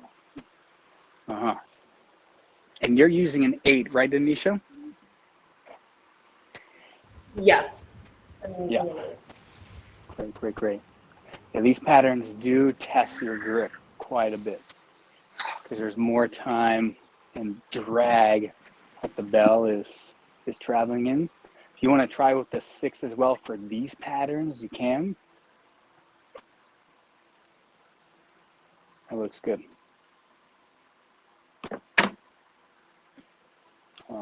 Nice work. You guys are most likely going to have a sore hand tomorrow. Part of that is a little unavoidable as we do 4 hours.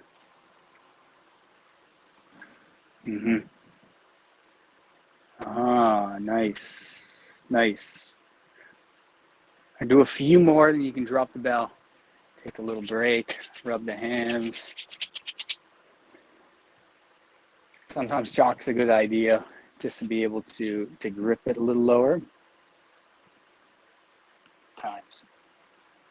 I want to try and save your grip for as long as possible today. All right, great. So that's our side cast. Those are going to turn into some flips in a little bit. The feet, I don't like to dive into too much because I see it as a bit of more of an intermediate or advanced version of the cast. What I can do is start to go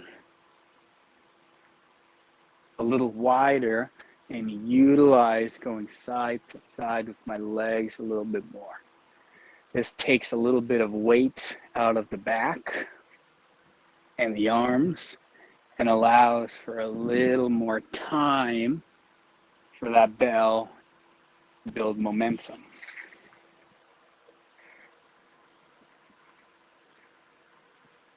So you'll see that one leg is usually a little more loaded than the other. So as I cast out here, this is the leg that I'm swinging into. So it's going to be a little more loaded. Now, as I do so, I just want to make sure that my foot is pointed outwards enough so my knee doesn't come forwards into the path of the bell. It goes outwards, like this. We can try that out a few times. Sometimes it also takes a little weight out of the hand, Anisha, as well, because it's like I'm using my legs to absorb a little bit more of that momentum, not just my arm.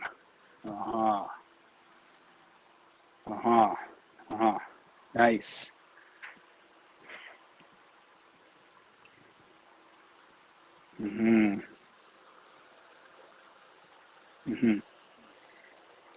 There is a lot that I'm not able to necessarily dive into this kind of workshop, even though it's 4 hours. There's a lot of intricacies to a lot of this stuff. I do a much better job of covering those in 1v1s or in my course, Moving 3D, which I teach all of these patterns in depth. There's a lot more nuances.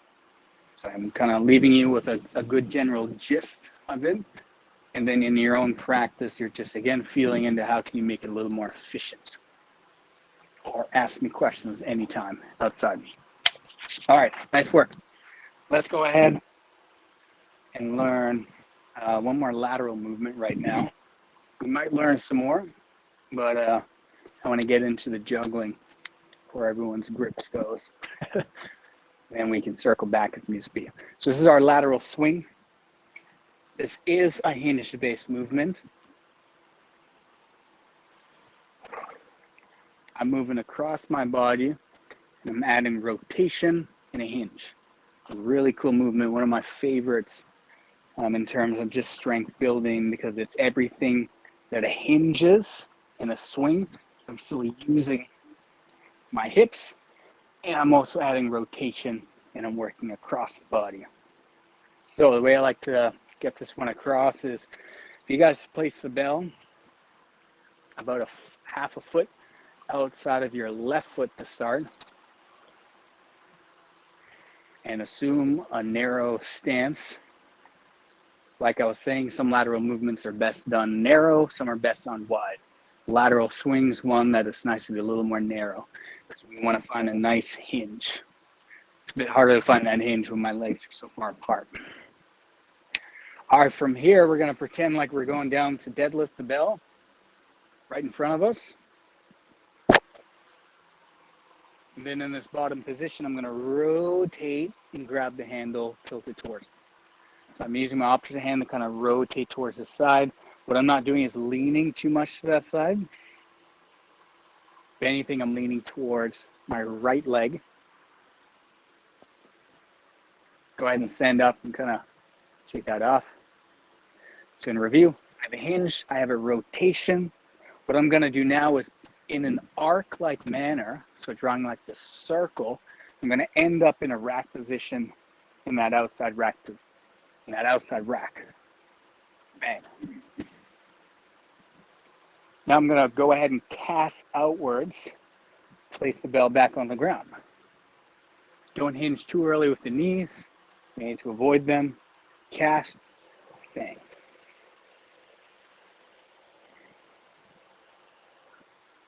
We can try that a few times. Paying attention to dropping the bum lower, and on the way up, it's still the hips shooting forward that creates the momentum to bring that bell up.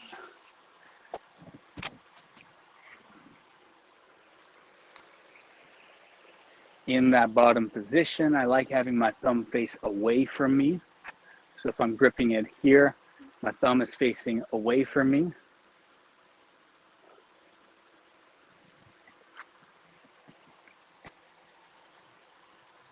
Yeah, that's a better position, Alyssa. A little more narrow is good.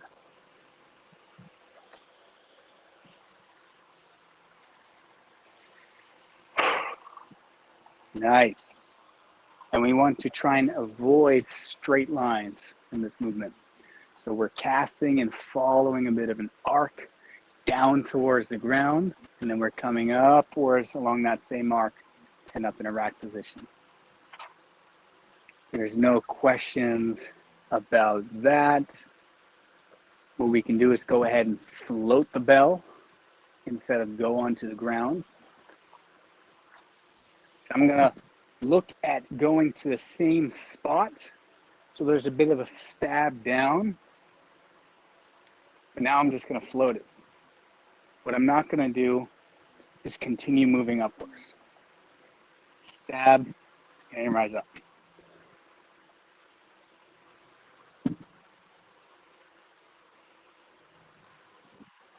You'll see how I am trying to give that bell a nice fluid ride.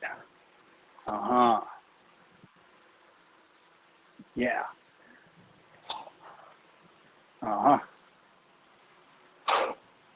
Switch sides as much as you need to. Shake it out. It's getting hot over here.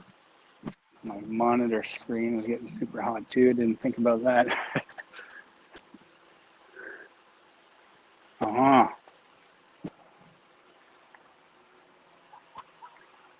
Nice.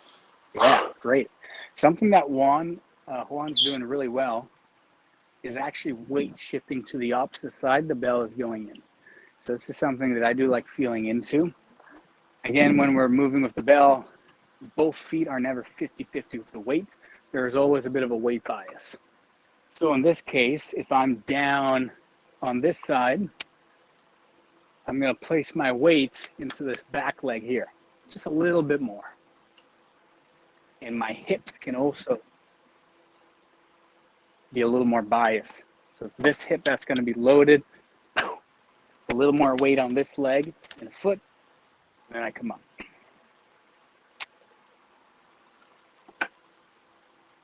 Sometimes people feel it in the knees when they do that. Just take a little bit out. Just know that there's always a little bit of a weight bias, usually countering the way the bell is pulling you in. This leg. See, it's over here. This leg's loaded. Uh-huh. Uh-huh. Nice. We'll wrap that one up when you guys are all set.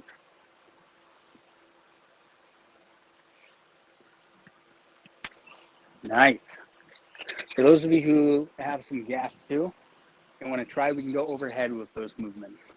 So I can go down here and follow all the way up overhead. I'm just going to make sure I rotate to that side.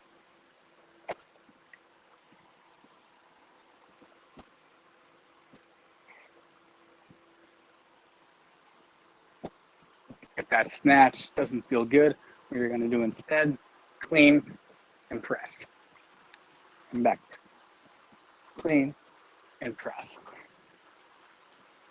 One, you're going to go the opposite way. I mean, you can go that way too. That was cool. Uh-huh. Uh-huh. So again, we're still using the hips to generate momentum traveling upwards. Nice, Gaston. Nice.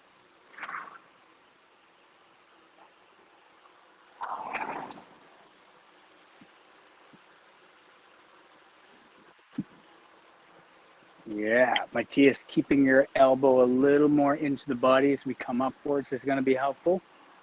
So as you come up here, if we travel too far away, then it gets a little difficult to control overhead. So as you come up,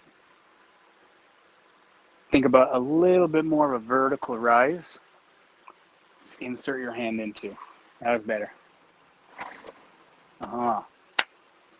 Awesome.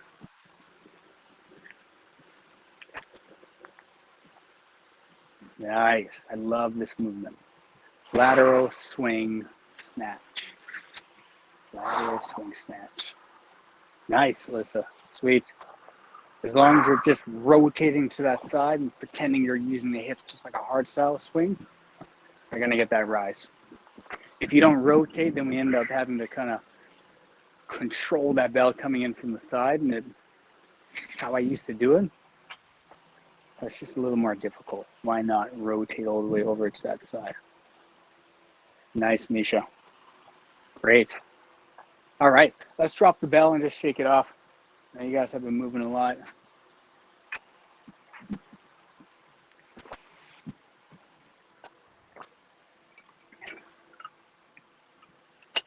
Sometimes when I do this lateral swing, I end up feeling like one of my legs is straight and one is bent. Is that like okay? Or does it like pull so much that it feels like it's like completely extended one side and one is not? Does it feel good? Yeah. Cool. Yeah, cool. Yeah, if you've ever been in the heavy club stuff, this is the way they teach heavy clubs. Okay. So this leg straightens, and then I bend into this knee. I come up. I do feel like that a little bit when I do it lateral. Yeah, and that's cool. Sometimes I'll do that as well. Yeah, it's a bit personal. I like the feeling of being a little more in hinge position, because then I'm able to use my hips a little more, I feel. But what you're doing is just really good counter movement. Juan's doing that as well if you watch him do these. there's a full like shift of the hips to the opposite side. That's great too. So if it feels good, keep it. Patrick, question?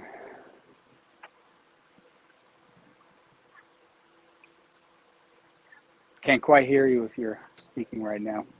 Or maybe you're speaking to someone else.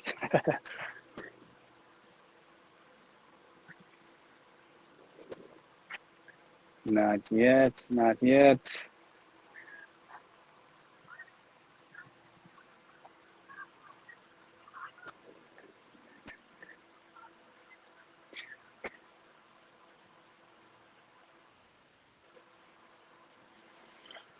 All right. Not yet. Not yet. Not yet. I think the Zoom platform on here is a little funny sometimes.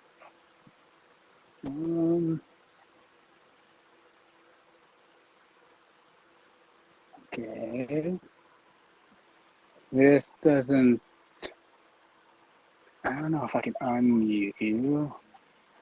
Or you seem to be on. Let's say you're muted. What's that? We can see you and hear, okay. Okay. Me or Patrick? You. Patrick, I can see he wants. Right.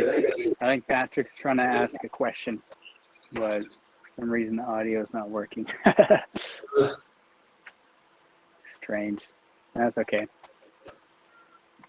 Feel free to type it in the chat too, Patrick, if you need. That happened to me earlier. I'm not sure why that happens. All right, you guys, check it out. I want to get in some juggling. We'll start releasing the bell.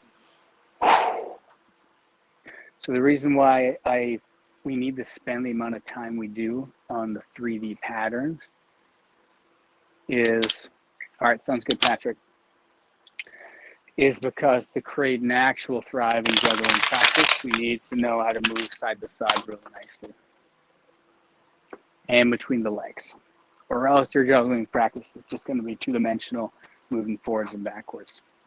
And so, again, if you want a deeper dive into 3D movement and really mastering that, I have a course basically designed just for teaching those patterns. It also has a lot of cool functional carryover. But part of the reason I created it is to advance in the juggling. So we have the set foundation of how to move multiplanar, and we just add our flips. And so I want to get into our first flip, call it the simple. As we get into the juggling, you're going to drop the bell. I expect you to drop the bell. If you're not, you're probably holding on a little too tight, or you're not letting yourself fully go. So know that you're going to drop the bell. I do it more than anyone else. It's all feedback. Every time you drop the bell, it's just feedback on what you're doing that you can be doing more efficiently. As we start to juggle, what we want to do is utilize that pendulum style swing and make sure we find what at the top of this swing is called our float point. So if you guys grab a bell and start going through that pendulum swing, trying to find that double dip in the knee, and so that bell rises upwards. I need the arms to be nice and soft, and keep your elbow a little closer to the body than you're used to. So as soon as you leave the hips, bend the elbow, and we're rising up. You guys are doing really good for the amount of time we've already put in. One, you can probably keep your chest up a little bit more. Nice. See if you can find that little moment of float at the top of the swing where that bell becomes a little effortless. Or weightless, sorry. Nice. Now what we're gonna do to make sure that we find that float is to do what we call a tap. So I'm gonna let go of the handle, try and tap the top of the bell, and then regrip. It looks like this. Tap, regrip. tap, regrip.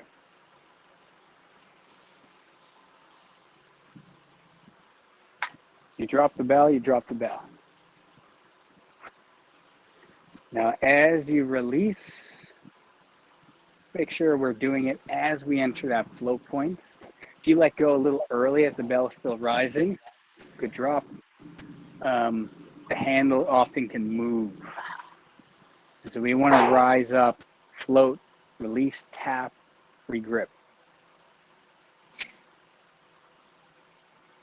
Nice. We're also developing the ability to be quick. Quick hands and coordination is important. Yeah. Good drops.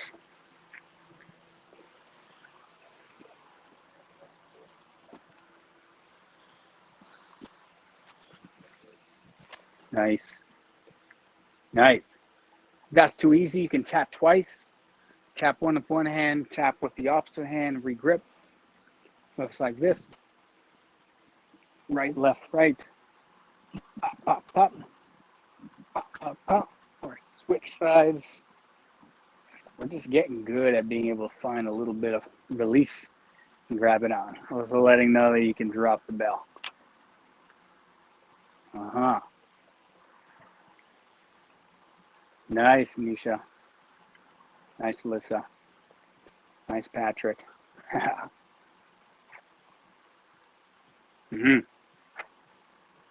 Great drill to practice for starting to build that coordination as well.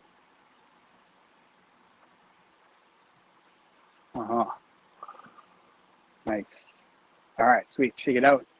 Shake it out, shake it out, shake it out. We're going to get into our first flip, keeping that in mind. So for our simple flip, what it is I'm rising up out of my swing. And once I get to this flow point, I'm going to use my 4 fingers on top of the bell handle to push downwards. So that handle is going to spin, come around the top, where I'm going to re-grip right here. Ideally not here or here, but right where the fingers meet the bell handle, or where the fingers meet the what am I trying to say? The palm. Contact, grab. You don't need much downwards force, so that's what we're looking at. We come up, and I'm pushing more or less at an angle to create a flip. Now, we can intentionally let this go if you just want to experiment with where that handle's going to be.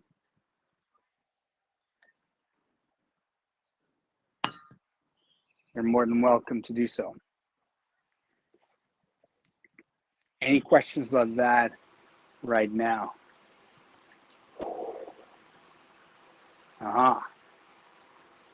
Can you show that again? Yeah. Quick feet are very happy feet when it comes to all of this stuff. So if you drop the bell, know that you can actually move your feet. You don't have to stay still. So I'm here. Flipping down with my 4 fingers.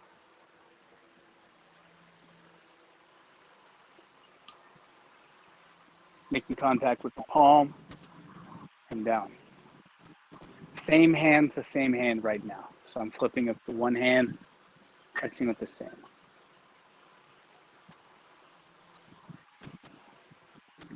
I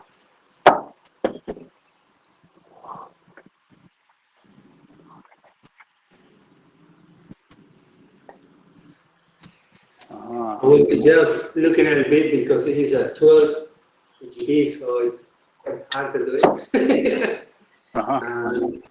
The people below myself won't like it very much if I rotate. So, the floor? Yeah, I understand that. I will practice in the park afterwards, so really watch. Yeah. Where you are definitely plays a big role in your ability to juggle and release. Good move away, Anisha. We'll see if there's a mat. If you have a mat inside, that can be really great. Nice. Listen, that was close. Patrick, you got this down. Yes, done. You're good. Nice light release. Sometimes a gym floor can be bouncy. So Nisha, you do a good job of getting out of the way. Nisha, as you come upwards, see if you can take your time and bend your elbow a little bit more. So that way when you flip, that bell's traveling upwards instead of towards you. So I rise up. I'm going to push down just slightly.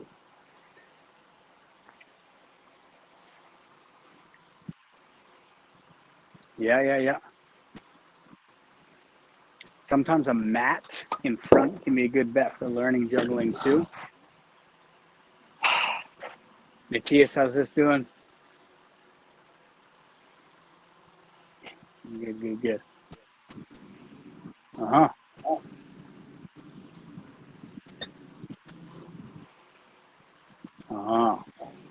In my opinion, a difficult one to catch. We're going to get in some other flips that are a lot easier to catch. This one is easy to release, a little more difficult to catch. I want to try and get an eye on each of you a little bit more. Alyssa, you're so close.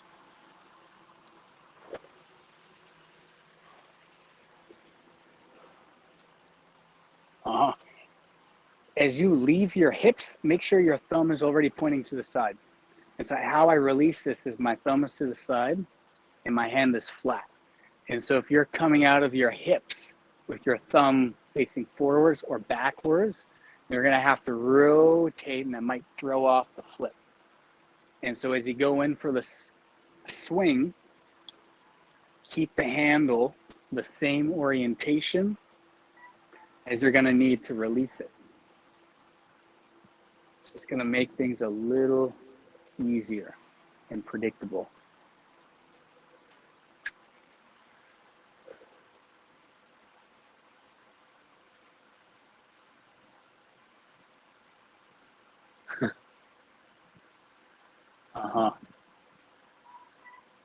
Good drops, everyone. You got it, Anisha. Matthias, any questions on this? No, sir. Brilliant. Get a few more looks. What I can do too, and what I will do, of course, is good drop, Anisha. Is share more detailed videos afterwards, or just reviewing what I taught and how to do this guy, so you can practice on your own time in an environment too that you feel is nicely suitable. Grass is great, beach is the best. Indoors on padding is good.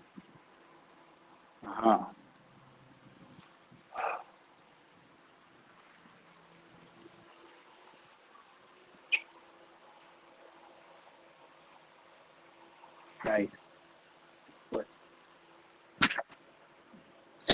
Yeah, nice work, Alyssa. Anisha, how you feeling? Any questions on this? What's most challenging about the release and the catch right now? I guess I've learned the other side flip. Yeah, So reverse this flip. is like, feels like it's going to hit me. Gotcha. But I think I just have to keep practicing that. You feel like it's going to hit you like it's coming towards you? Yeah, like I have to run. Gotcha. As you go up for the flip, again, why we use the pendulum swing is that we want to create this rise right about here. And if you come up and you follow that path up and you release it, that bell should stay going upwards here instead of towards you. A lot of times that makes things a little a little simpler.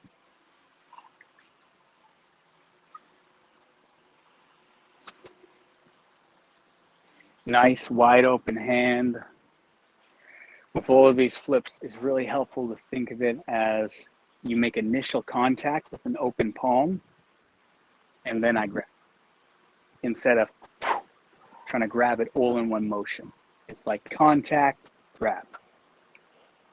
This way we're sort of being soft, and then we can grab. Excellent. Nice. Great. Again, not my favorite to catch. When I do multiple flips, it's my least favorite flip to catch. So we're sort of catching downwards, and we're trying to follow the bell as it goes down. Great. All right, let's move on. We're going to try our reverse flip. Let's see one more. That was so close, Anisha. If some of these flips you're not, yeah, if some of these flips, yeah, you do got to believe. With some of these flips, we might not catch them all. There's some flips that I still don't catch. That's okay. You can reserve them for later. You planted the seeds of understanding, and they're gonna come. I feel like my left hand is also so bad. Same, bro. Do you get a weird spin on it? Yeah, it's just like it's like crooked. Yeah. Most often when that happens, it's because the outside fingers are pushing more than the pointer and middle finger. Oh. That sounds weird, but if you try it, so you go up for your flip, see if you can push down with the pointer finger and the middle finger a little bit more. In my experience coaching, that's usually what's needed to create a little more spin. For whatever reason, there's a tendency to like push along the outside. Got it. So if you try that So out, it's a little, for me, it's tough to dial it in. The fact that at the top point, it's easy for me to flick up instead of push down, you know? Right. Yeah. And I feel like that kind of makes it fly more out of control, maybe. Mm-hmm. Yeah, I get what you mean. The reverse flip follows the momentum, which we'll learn next, follows the momentum of the swing a little better. With the simple, this flip, I come up and I'm actually going downwards. And so there's two different directions that are happening right now. And so if you establish direction, all you need is just a little bit of a finger tap down.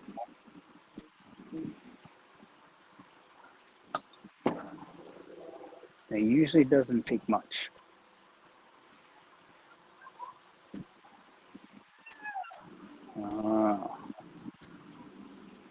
Nice. So stoked. There are so many good drops.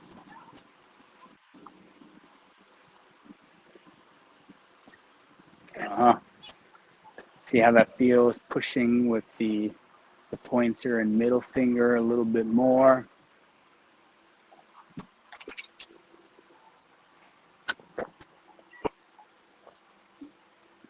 Great.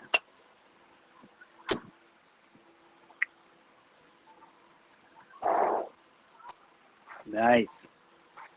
We're taking our time rolling through this. All right.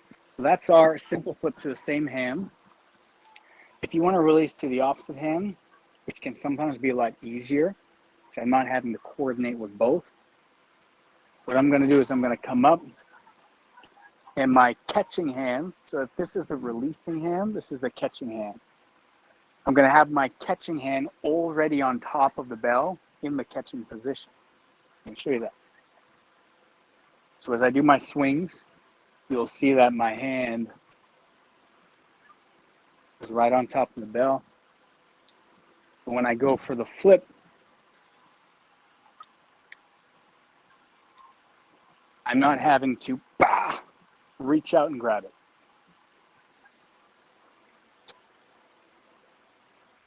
So the distance between my release and catch is as small as possible. That's useful for everything you do in juggling. Trying to minimize the distance between release and catch. So practice getting that opposite hand following the bell.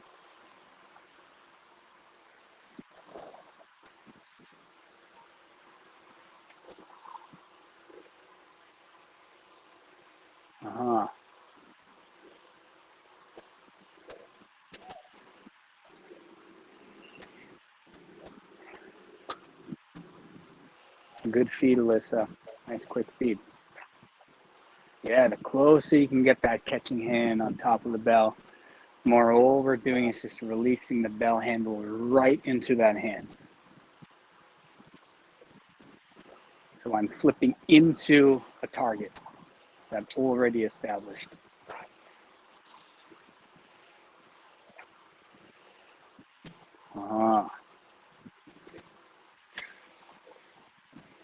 Nice.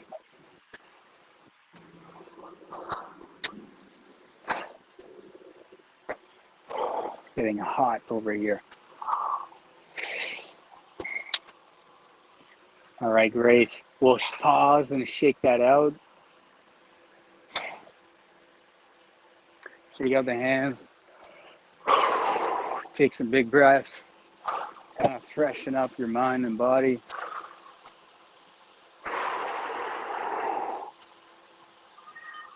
Move the body around in whatever way feels good.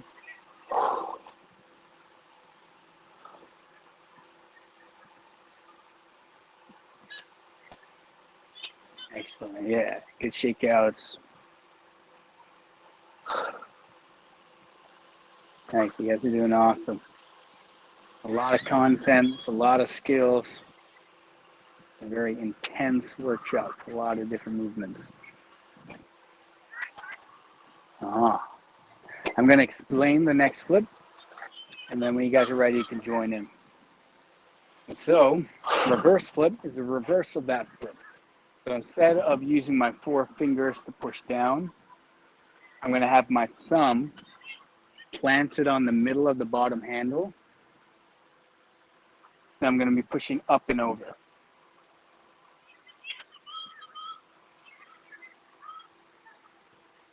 And so the catch is a palm down as such.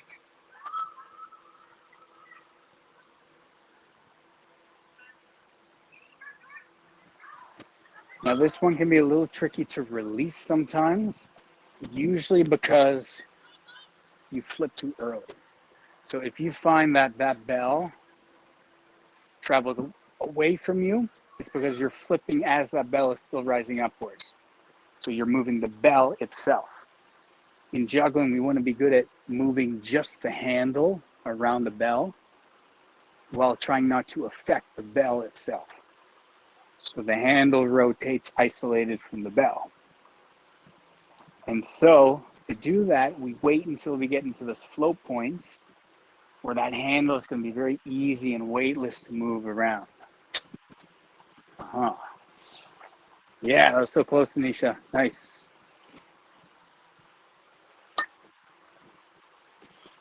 I'll take a look at some general points and then I can cover them with the group. Gaston, you look great.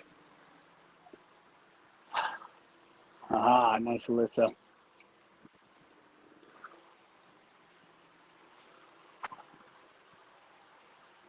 Let's get into it. Matthias, I want to see.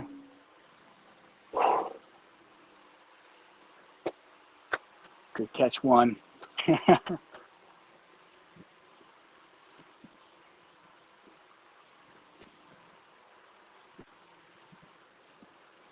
Yeah, beautiful. Nice work. Yeah, too easy, Matthias. Nice. Opposite hand, not as much. Same thing going hand to hand, Matthias. Get that catching hand already under the bell. already legit almost, yeah, just touching the bottom of the belly. So it's as close as possible. So all you're doing is releasing right into that hand. Nice. That's it. Beautiful. Uh-huh. Yeah. Nice, Alyssa. Going away from me still. One of the things that can tend to happen with this flip is that all we do is kind of flick it like this. And in reality, I want to be able to actually punch all the way through. So if that bell isn't flipping enough, it's because you're just using your wrist and your fingers instead of coming up and pushing the handle all the way over, like following through with it. One thing I find handy for people learning is just rip it onto the ground as fast as you can, just to get an idea of, all right, that's how the spin's created. And then we can slow it down as needed to create that catch. Nice, Anisha. Beauty. Tell you practice this one. Yeah. Excuse me, Sean. Yo. So the first one is called simple. This one is called reverse, you said? Yeah. Okay. Yeah. Those are the technical names that the Russians gave them as they created kettlebell juggling. I think it's fair. I used to call them a back flip and front flip. Front flip was the reverse. Right. Back flip was a simple, but may as well just go along with what's more generally named. Patrick, any questions for these flips yourself? I know you've practiced quite a bit. You have any questions about double flips or any of that? Oh yeah, I forgot your audio might not be working. Okay, 2 flips. All right. Yeah, I'll touch on double flips for those of you who are up to giving that a go. All it is a change in speed and height. So if I want to get more rotations of the bell, what I'm going to do is spin faster and I'm going to spin higher. So if I go into, if this is one flip right here, if I spin faster, so I'm going all the way through, or if I go higher, those both help more rotations. When I go higher, the bell has more time in the air to flip. When I go faster, I get more rotations. The pendulum swing is really important because that's what allows you to create the height, and then practicing really ripping through with your hand to create more spin is important. Yeah. So I come up.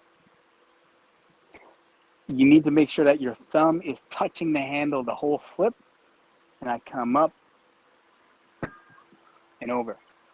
So I want to have contact with the handle on my thumb for as long as possible throughout the whole release. Great. Alyssa, you're so close. Yeah, you're so close. I love the smiles and laughter. Could it be, John, that it's easier to do it the reverse than the other one? I did it very rough, but I did it. Yeah, right. So, I like the reverse.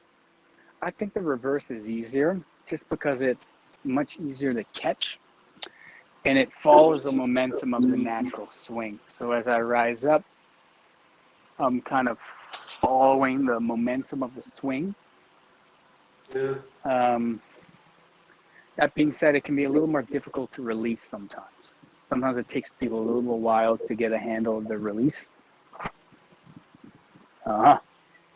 Yeah, Alyssa, one more thing that might be of benefit to you as well is starting a little closer to the body. If we swing out here and then we're trying to release, it's hard to get a good amount of momentum and the bell is already traveling that way. So if I come upwards, keep my elbow in, then I have the space to extend. Nice, Patrick. I saw that. Yeah, those are great. Nice. Same goes for 3 or 4 or 5 flips. I'm just adding more height, faster spin. Sometimes even literally jumping up with the bell.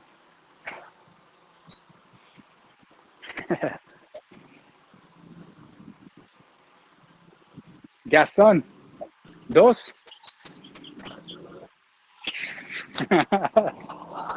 2 flips. I feel like I'm flipping it kind of crooked. Yeah. Most likely where your thumb is on the handle or where your follow through is. Sometimes as you come up, if you're pushing the handle well, but you're sort of doing it out to the side, that'll cause some crooked flip, or your thumb is just like on one side of the handle. It should be straight in the middle. Yeah. So just do a couple of swings and just take a look at where your thumb is on the bottom of the handle. And then as you punch forward, make sure you're punching forward. I heard that.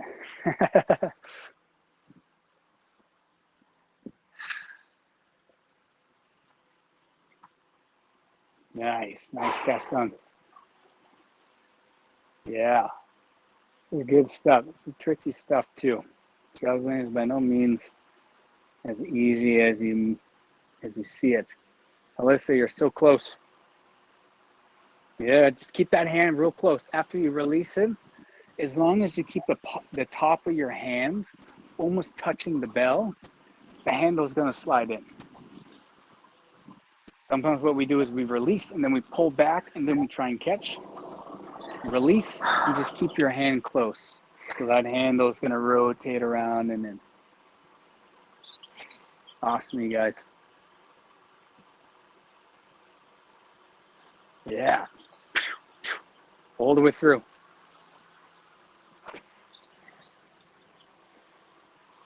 Yeah, you got it.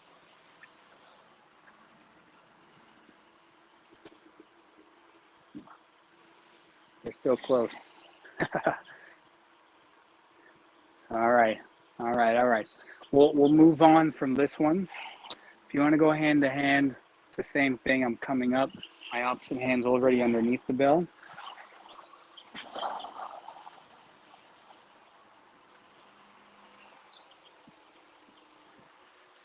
And you can take a look at literally how close it is.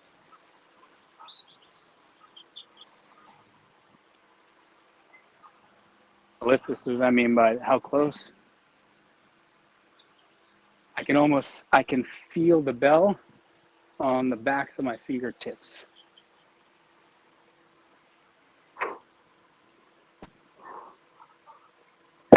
All right, sweet. I know you guys have done tons of swings, lots of movement.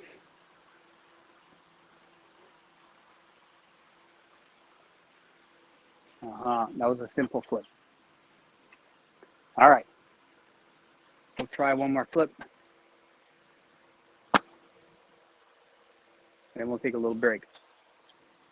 Yeah, it's to freshen up. I'll stay on during that break just to answer any questions or get some more personalized advice if you guys need.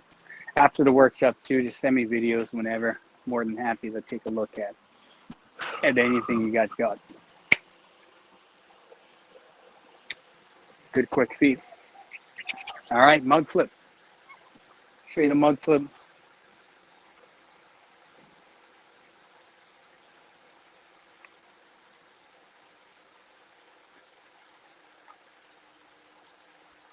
So note how my hand orientation has changed from here. This is how we did the reverse and the simple. And now I'm going to go thumb up. That's important. So as you go for your swing, to make things simpler, just go thumb forward. And so you're already set up in that position. Now for the mug flip, I rise up to that same float point, usually about chest height, almost always chest height. That's the extension of my arm. Once I reach this float point, my thumb again is going to be on the inside of the handle in the middle, and I'm going to go out to the side, just like that. So the handle spins vertically around, where I'm going to make contact with the same hand like a handshake. A little easier to catch this one is.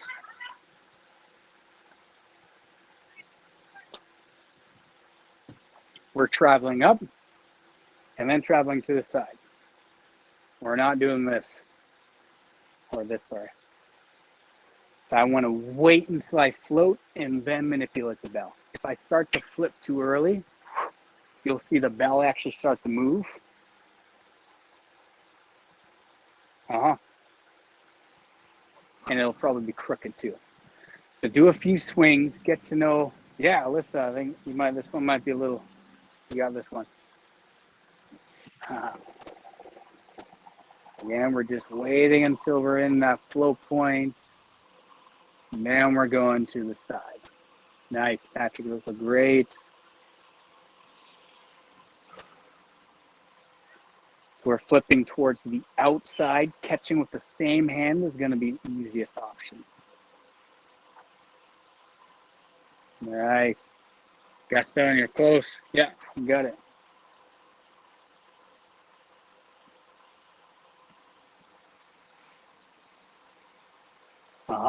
Nice, Anisha.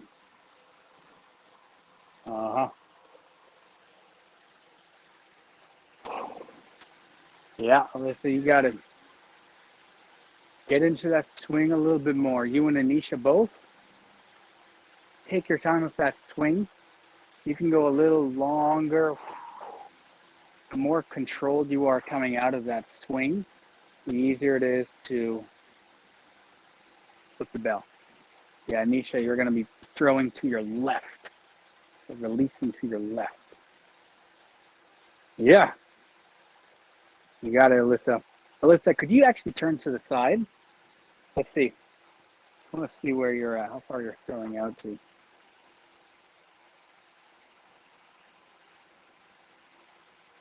Yeah, you're so close. Yeah, you're so close. A little more aggression on the flip, and just commit to having your hand close to the bell. You got it. You're in catching range.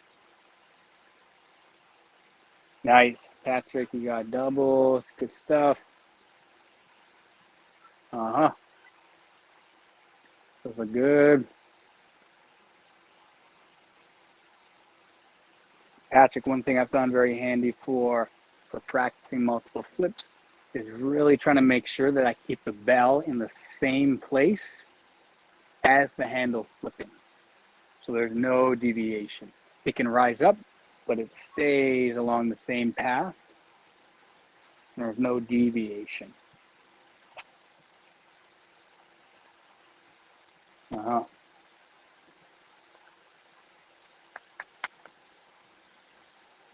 So we can always be a little bit more intentional. Nice.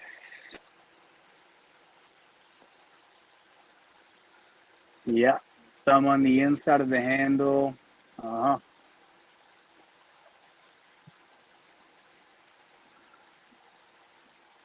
Yeah. You got it, Alyssa. You got it. It's a good one for you to get. I think it's much more doable than a reverse as of now. Yeah, there we go. Nice. And a lefty too. Yeah, you got it. Nice work.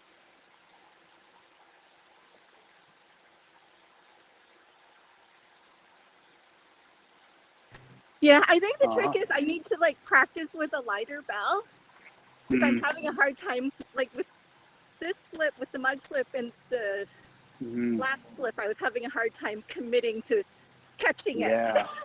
I get it. Honestly, it's I've taught a lot of different people, and in general, women love a 6 kg for juggling, just because it's just a nice weight. It's not too heavy, but it's not light enough that you don't get that feedback, and it allows you to really put in the reps and feel the weight. And so I commend you and also Anisha for using the 8s. Very similar to men in general, 12 kg is going to be that similar weight, where it can just over time, especially 3 hours, begin to get quite heavy because you're doing so many reps. And I don't care how strong you are with the bell, it's more a matter of control in the air.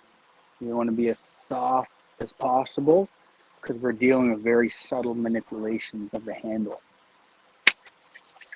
If you guys want to go hand to hand, a little trickier with the mug flip, what I'm going to do is draw a W with my hands, release, catch. I'm going to stay this close. Release, catch. Release, catch.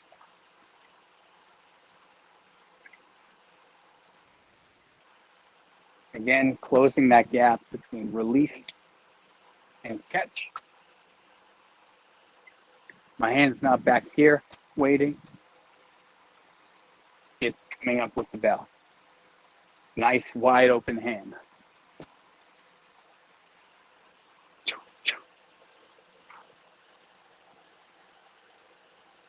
All right. So I'll be here for the next 5 or so minutes. Feel free to take another little break. You might even do 10 minutes this time. We still have an hour. I know how long 3 hours is. It's no joke. We've already been doing a lot of movement. And so we can take our time with this break. Take 5 to 10 minutes if you like. I'll just hang out. Might give my computer a little rest from the sun. It's getting really hot. But I'll be here and yep, give you a chance to get some personalized questions if you need.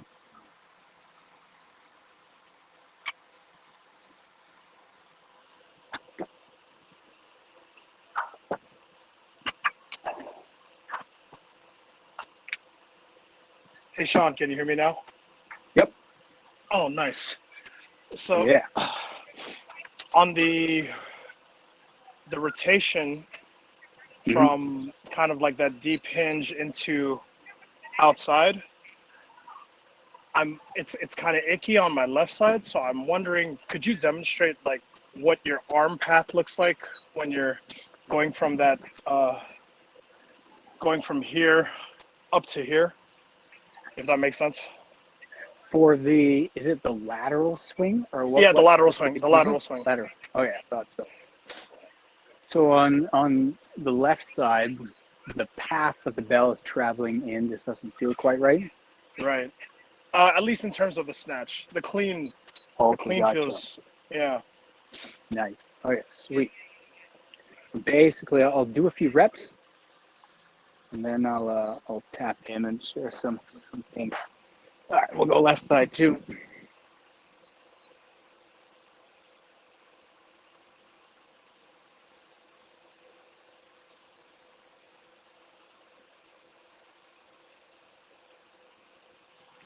Or from here.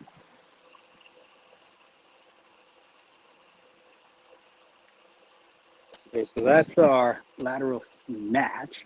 Is there a particular place in that movement that feels off? For me, it's the rise. And I think what I'm doing unconsciously is I'm treating it like a traditional barbell snatch. What Right. I'm seeing from you, I think I'm seeing that your arm looks really extended the whole way through as opposed to like flexed Straight up. in. Yeah. Uh-huh. So let me give that a try and I'll get back to you. Yeah. I would say just remember that we're working along this arc. You know how we do snatches in front of the body? And I have this arc that happens from overhead down into my hips. The same thing for this. I'm going out and then I'm coming in. Say my arm is probably straight till about here. And then it bends and starts to go up.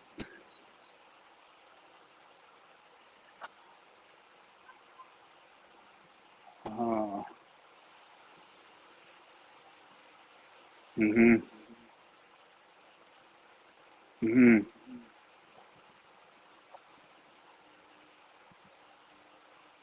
That looks better.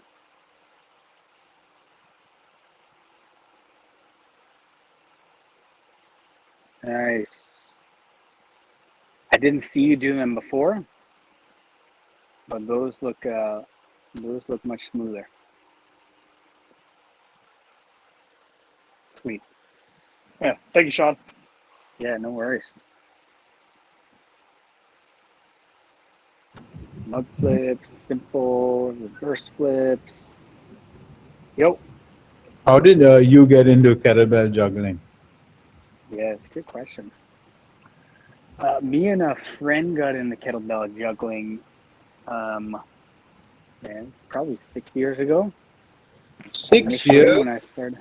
Yeah, probably 6 years. We started just playing around, but it wasn't until the last 3.5 years I'm like, this is actually a thing. Yeah, I'm actually going to train at it. But initially, I believe I saw someone doing partner passing. So partner passing is juggling between two people. It's a really simple movement. It's a release. The other person catches it and then releases back. Super fun, awesome to do with clients when you can train them up. And me and my buddy just got into that. We would go take a cold dip in the ocean and then partner pass. And then we started doing like figuring out how we could flip on our own and then throw it back. And I had no idea that it actually existed as a thing. And then I probably found someone like Colin, Daring 101, on Instagram, and realized that, oh, there's people already doing this and sort of have these different flipping patterns. And so much of it was just exploring, because so much hadn't been created. And then some of it was watching people do it. You know, like, well, this is already a thing and people already have these patterns. And yeah, I just got hooked. Did you train like every day for it, or like how did you work it out in your like plan? I would say I played around every day with it. Never had any strict training with it. There is a little bit more now because I'm in different world juggling competitions. It's a really cool thing that's going on now. So there is an event to actually compete in. But so much of my training, even still now, is just playing around, seeing what works. If I don't feel proficient or good at a particular movement, I'll just drill it until it feels smooth and it feels like I can catch it 90% of the time. And there's a lot of different flips. There's a lot of different varieties, and sometimes I'll forget about some flips and then revisit them later. But I would say in particular at the start is just nailing our basic flips. So our simple reverse and mug flip, Like doing reps those over, just reps and reps, but intentional reps. Not just set a number and do that many reps. It's like do it until it feels like the flip is part of the swing.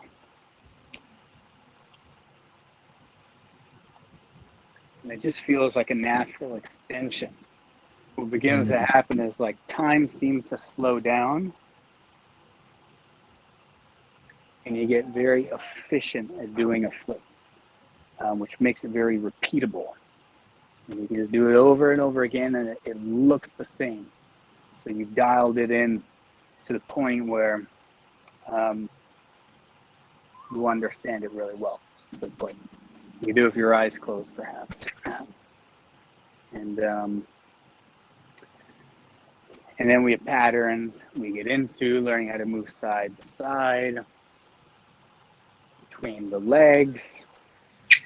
And there's a map of different ways to improve that I won't have time to get into in this workshop. I'll present some ideas. I do also wish to have a course up this summer, going through a lot of it, all the way into some intermediate material. But so much of it is play, just playing around. Yeah.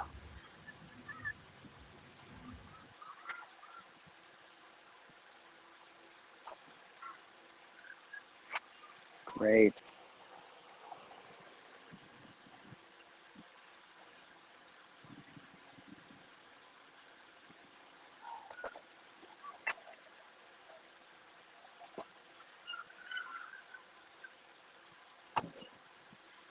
All right.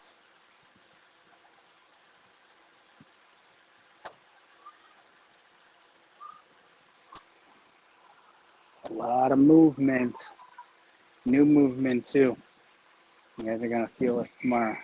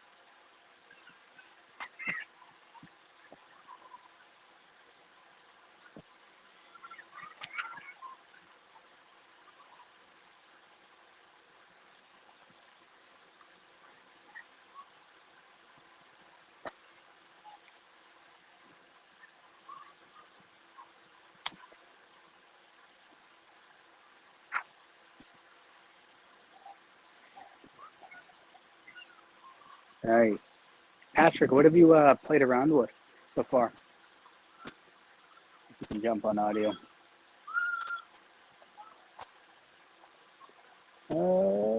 Can't hear you. Not yet. Not yet.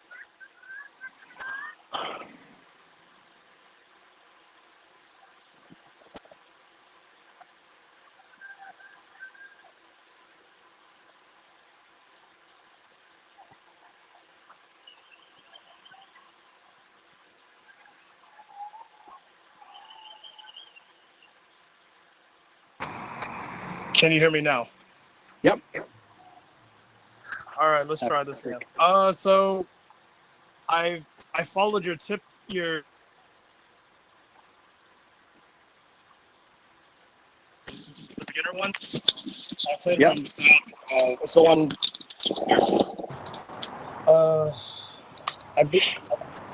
You did a beginner. It's one of, I think it's your last video that was on TikTok.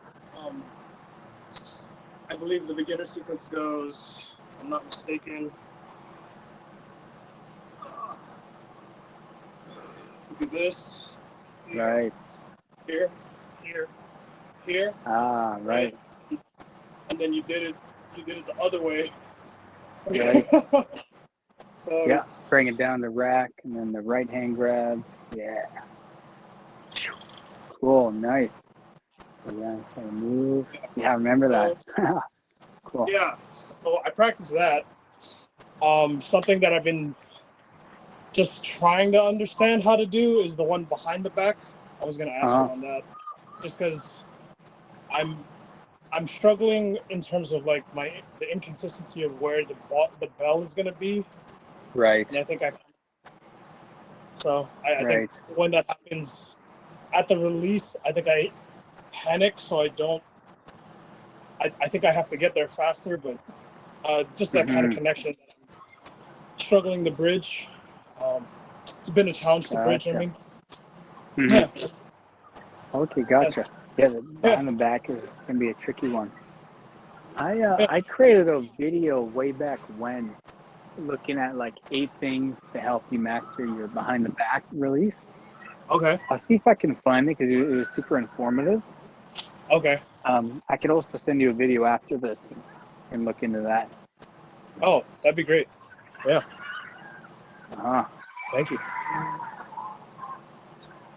Nice. All right.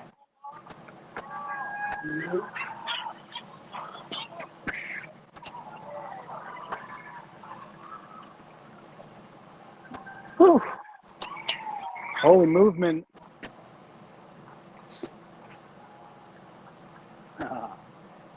Awesome.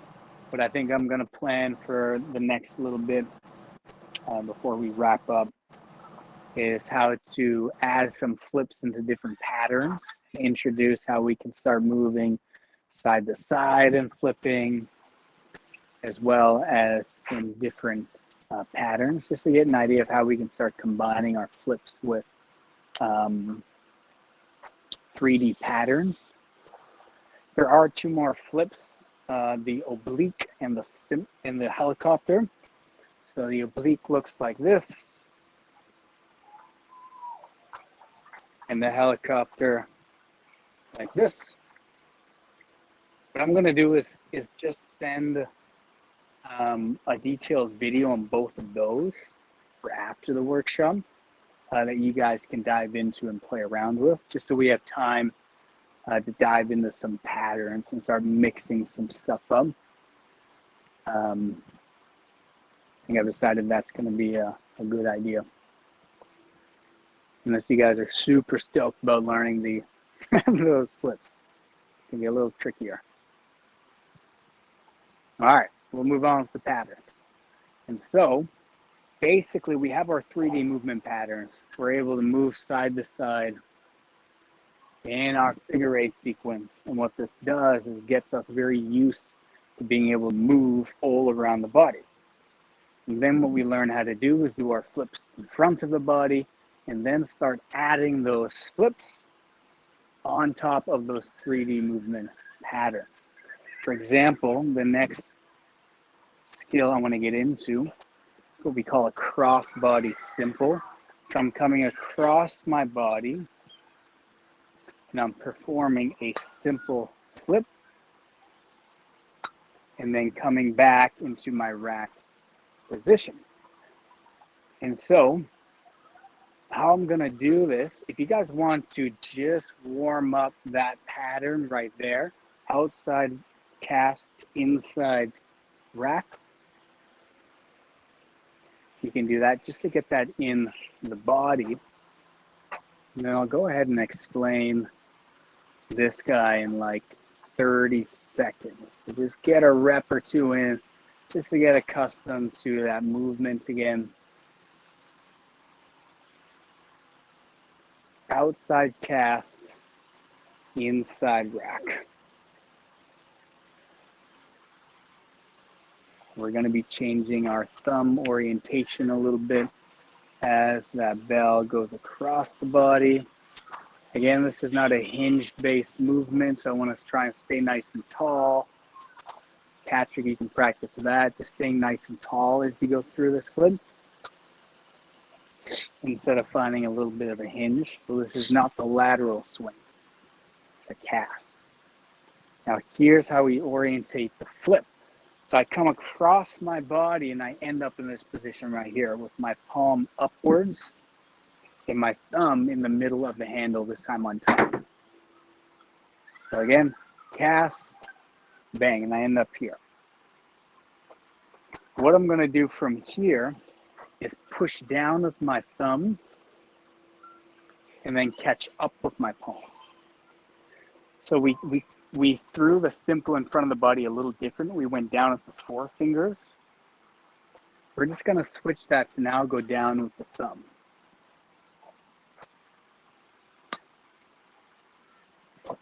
Release, Now, Alyssa and everyone else, as you come across your body, we're going to try and keep the thumb facing away from us the whole time. So as I cast the thumb away, and see if you can even just get into this position right here, and then let it go. Yeah.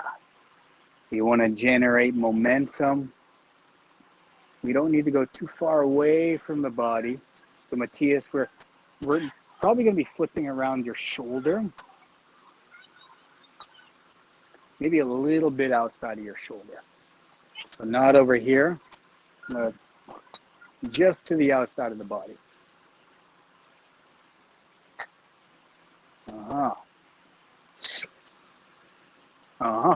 Yep. It's a nice, easy catch because all we're doing is using the thumb to push down. And I'm just going to open my palm up. So it's release, catch, release, catch, release, catch. Ideally, that bell stays in the same place in the air. These bells start to feel heavy after a while. That's a part of it is just trying to keep up with the momentum of the bell to let it build in front of the body.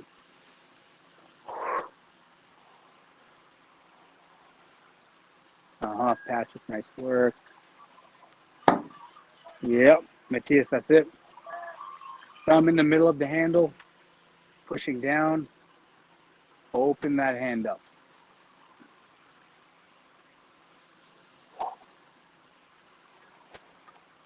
That's it. Nice.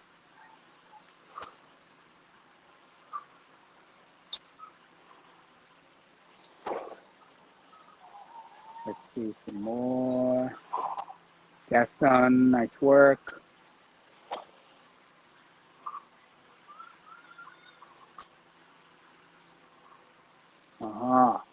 Yeah, the building momentum as we go down. Yeah. There's a very unique strength that comes with juggling, and it's learning how to just create and ride with the momentum going across the body, especially when you go heavier. Cast. You'll note that I start to rise upwards slightly, and so my flip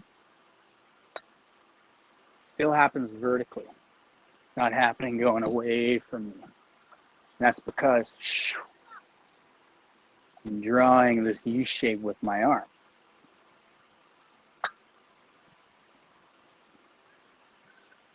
If you flick your thumb down fast enough, you don't even have to move your hand.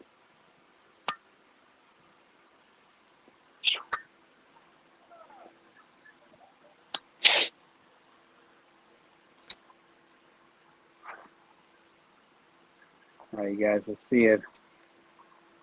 You got it, Anisha.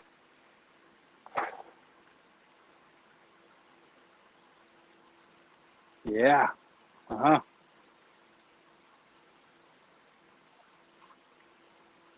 Hey, that was cool, Alyssa. A little switch of hands.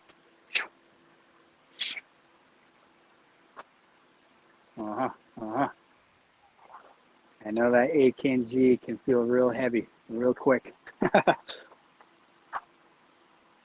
I was using a 12 kg throughout this workshop, I'd be really feeling it too.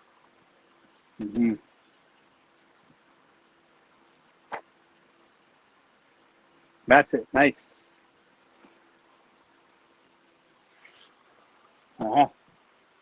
Quick thumb movement down.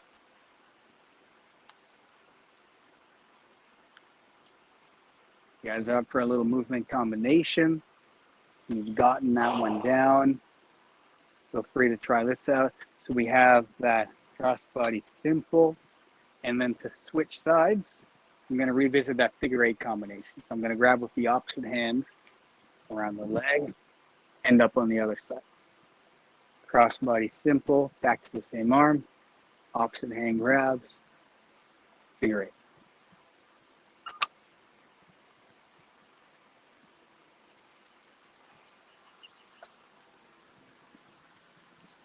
A little challenge for you. Fella's ready to go. Cross body simple. Right hand grabs. Yep. Around.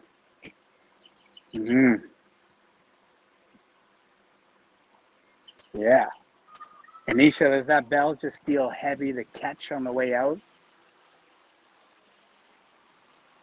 Yeah, it feels really heavy right now. It's Yeah. not so late at night. You guys are doing so good being up this late.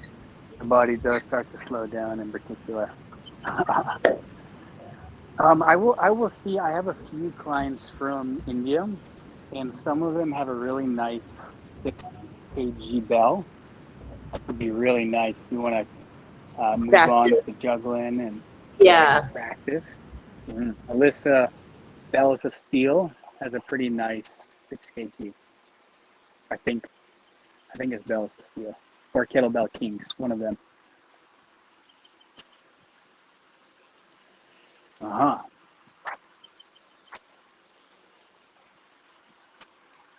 Yeah, the movement looks good. You can play around with the flip later.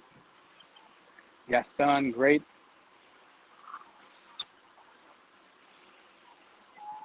Nice.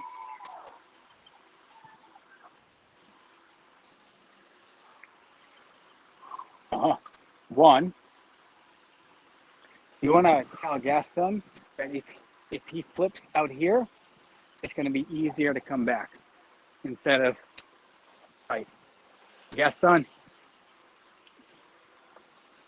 if you go a little farther. Extiendas un poco más el brazo para volver.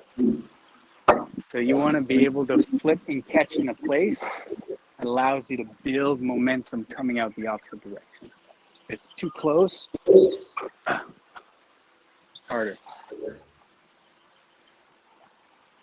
Ahí ¿quién le sale?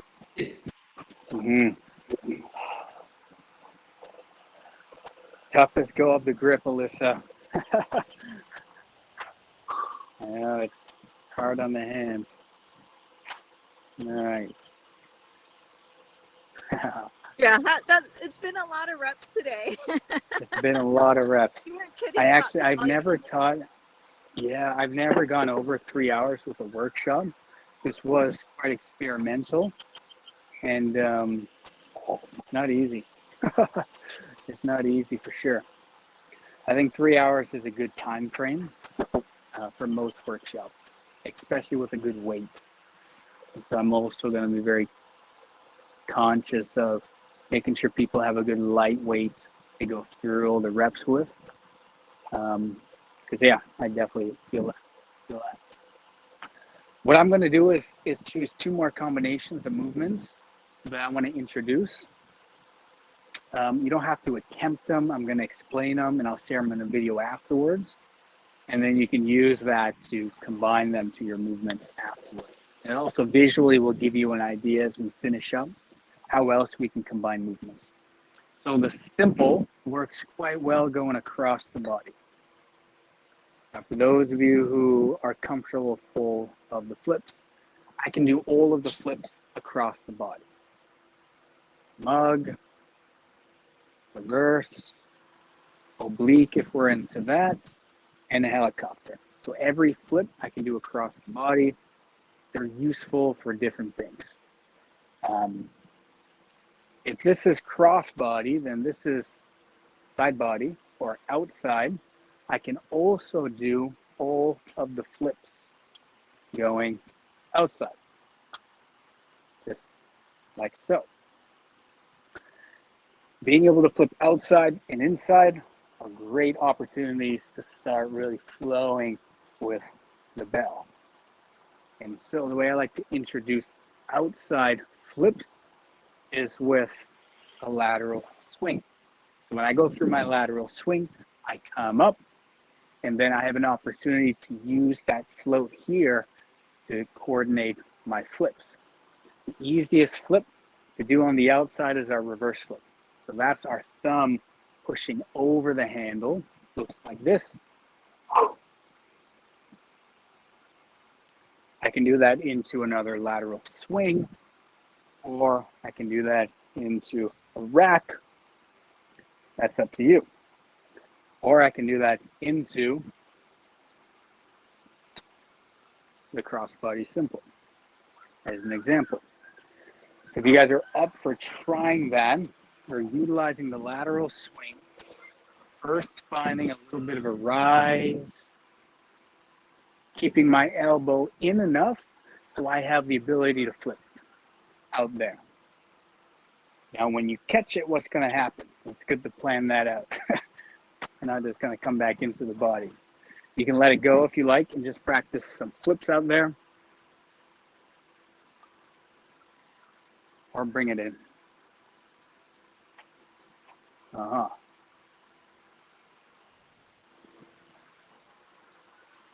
If we're up for trying this guy, we can do it. Find a couple lateral swings just to become aware of where that bell is. Matthias, as you come up, rise fully up. Nice. Nice upright position at the top. And bend the elbow so we have a little bit of space. Punch out. Nice. Looks good. My AirPods are dying, and so I'm going to try and switch over to the...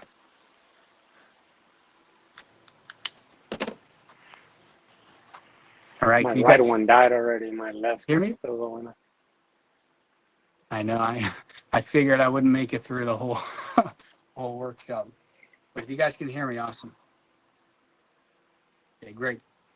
Nice. So that's our lateral swing, reverse flip. Again, if you'd like to combine that with the crossbody simple, you can. So I flip reverse, simple. Ooh. Reverse, simple, rack. Yeah. Nice, Anisha, you got it.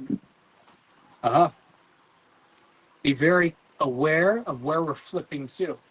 So if I come up, I want to flip here. I don't want to flip here or here. I want to flip along again this lateral plane we talked about. So when I catch it, I go right back across my body. You'll see, I'll do those two flips and you'll see how I stay very lateral.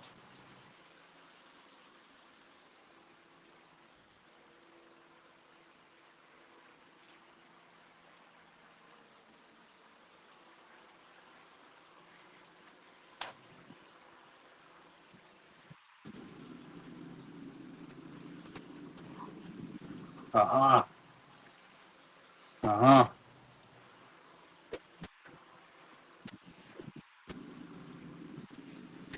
Uh-huh. Yeah. Matthias, when you come back inside, don't hinge. Sometimes those can get mixed up. So I hinge, no hinge. Ah. Yeah. Hinge, no hinge. But how do you flip it from here? Going inside, you bend your arm, you come up to a curl, and use your thumb down. Like we practiced before, I saw you do those guys. Yep, that's it.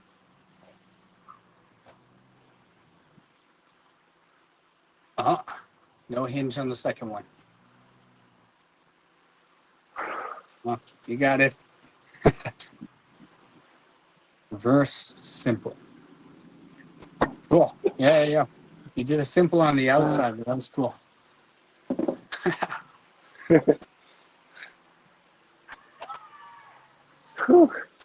Yeah, I know you guys. Hard work. A lot of hard work. Take a good rest for a day. And then when you revisit this stuff with the videos or the recording, you'll all have access to the recording. You can start to digest a little bit more. I have a semi-private mentorship that I'm launching next month. That would, in my opinion, be the ideal way to share this information. So I'm going to take 4 to 5 people through 2 months of kettlebell skills, building up to more advanced juggling, but starting with fundamentals. And we train twice a week. And so that in my mind is like, all right, if I could choose a duration of allowing people to digest this information and build with all of the nuances, that's the kind of time frame that I would be looking at. 4 hours is a short amount of time to pack in a bunch of stuff, especially new stuff. And so if you're interested in that as well, you can let me know afterwards. I can share more details. But just know that this stuff does take time to digest. With flipping the bell, there's an element of danger and there's risk. And we're also learning very technical, coordinated movements that will become natural in a short amount of time. Mm-hmm. Any questions on any of that? I want to share one more pattern just to coordinate the figure eight with a flip. If you'd like to attempt it, you can. If not, we're all pretty tired and ready to wrap up. So Real quick, sorry. Yo. On that last one across the body, you were doing simple and then reverse. Reverse, simple. The opposite. Reverse, simple. Reverse, Reverse. simple. Although my hand has changed here, it's still a simple because the handle is going downwards. Here the handle is going over. But you're still flicking it with your thumb on both of them? Yes.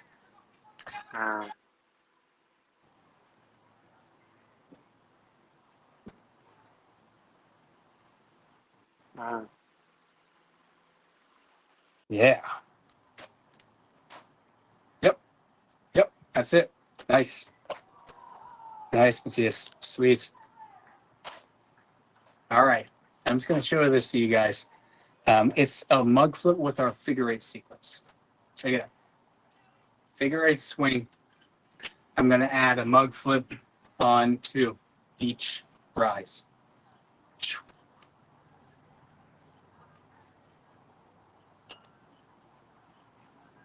The mug flip just works the best with this pattern because I'm coming up, my thumb is leading. So I'm already in this position. And then I go thumb out, catch, and I go back along the inside.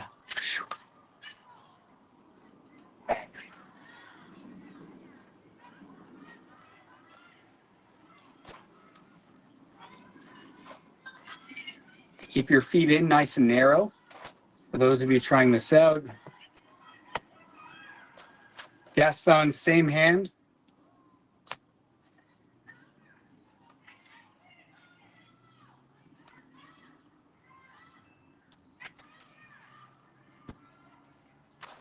Yeah. Nice, Patrick. Mug flip works quite well with this movement pattern. But it is helpful to have that thumb. Yeah, use those hips, Alyssa, to get that bell up too.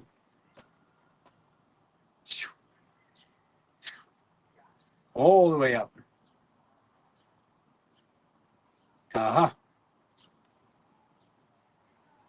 Nice, good swings. Yeah. I love to go. You got it. Knowing you and doing knowing what you can do with the kettlebell, with the certification and what you've done, you have no problem using that figure eight to bring the bell up when you have more energy and grip. Yeah. Great. I'll take one more look. Same hand catch and then right through the legs. Same hand release and catch.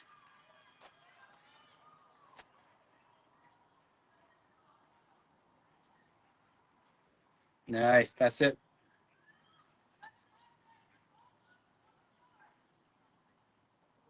That's it, Gaston. Oh, nice. Same hand. I mean, technically, do whatever you like. You don't have to do same hand, same hand.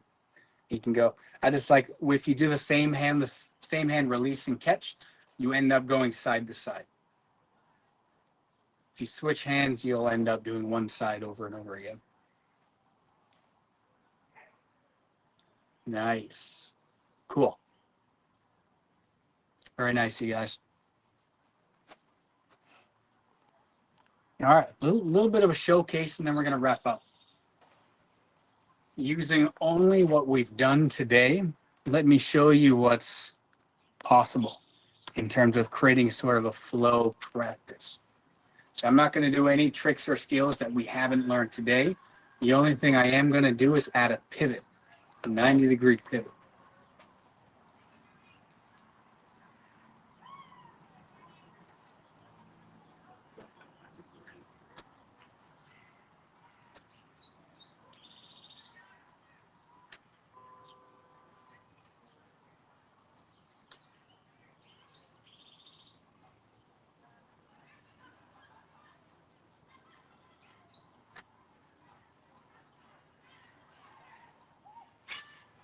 Isn't that cool? There's so much. Thank you, thank you, thank you, thank you. Everything we've learned today, I'm just pivoting, which is not too difficult to figure out. As soon as you pivot, you change the plane you're working on. I'm working laterally, I turn, now I'm working in my swing. Now I'm working laterally. I'll send you some videos on how to start incorporating some of that for some fun. But you guys get to a point in a month's time where you're able to just move a little more freely, knowing these flips, knowing them in front of the body, you'll have access to a really cool multiplanar practice that's going to be utilizing so much more of your body, as well as having a lot of fun. Beautiful. All right, you guys, we'll wrap up. That was a long, long workshop. I want to go around and get some thoughts, how you're feeling right now, your energy level, if you're ready to go to bed. We'll go around and just get some, how was that? Juan, we'll start with you because you're right beside me. How was it? Well, it feels great, even though I'm exhausted. But when you start to flow, to move it, being able to move with the doing those moves, it's refreshing to be able to move, even though it's at 12 kgb. It wasn't at first. It wasn't so heavy. When I was able to move that way, moving ourselves, like doing the snatch without effort. Because it's depending on the moving that lets you go. It's great that way. I would eventually go with the flicks when I'm in the park and my brain allows me. Yeah, excellent. Yeah, it's awesome. Great. Thank you. Did you see a lot of similarity with the mace and the club? Yes, I mean, you've done the course. You did the course, so you have a good understanding.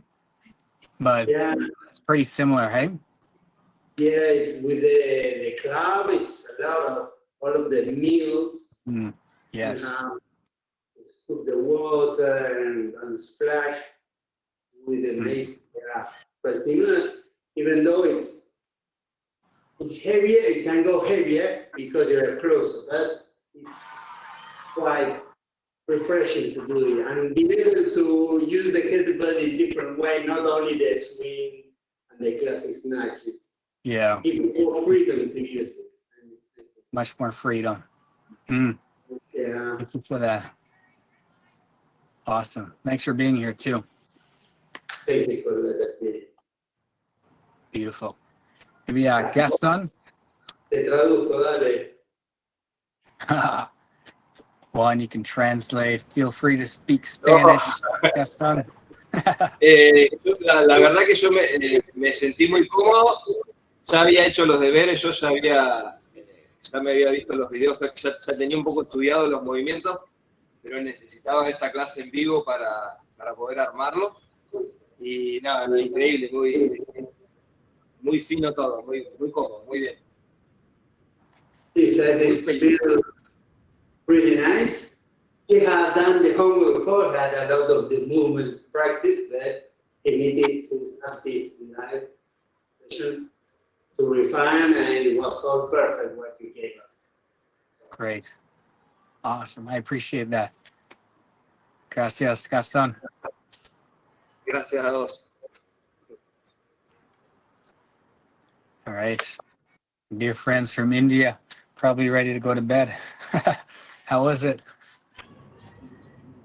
Amazing. I loved it. I'm ready to practice. I wish I had a lighter kettlebell for sure, because I also like ripped, which then became extremely difficult to flip.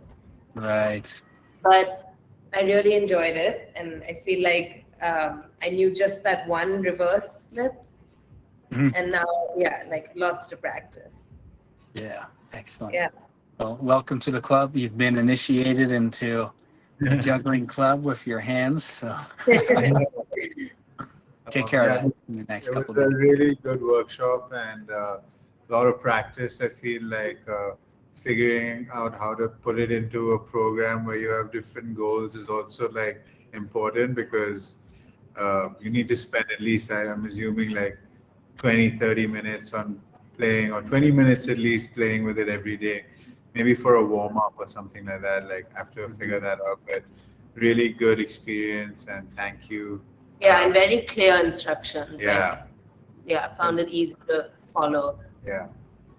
Great. And yeah, lighter kettlebells would have been good. I would have used the 8 and she would have used the 6. It would have been Yeah. I'll be more clear on that next time too, especially over this duration of time, 4 hours. Yeah. Sometimes 4 kg, 6 kg competition bells are hard to get. Yeah, But- they are hard to get. A lot of companies don't have them here, but I'll find out as well. If you can send a link of the person who has it, I'll order ask. it. Yeah, okay. I'll ask around and let you guys know. Thanks. All right, Matthias. How was that, my friend? You came in with no warm up too. I can't quite hear you.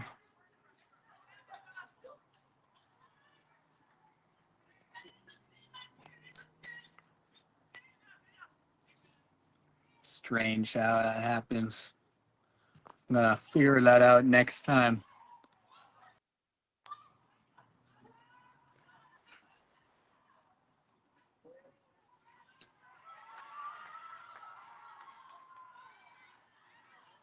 Not quite. Not quite. It's so funny how that happens. I think Patrick, you left and then came back. Yeah, because my signal went out and everybody froze. So Oh, okay. Maybe that'll work.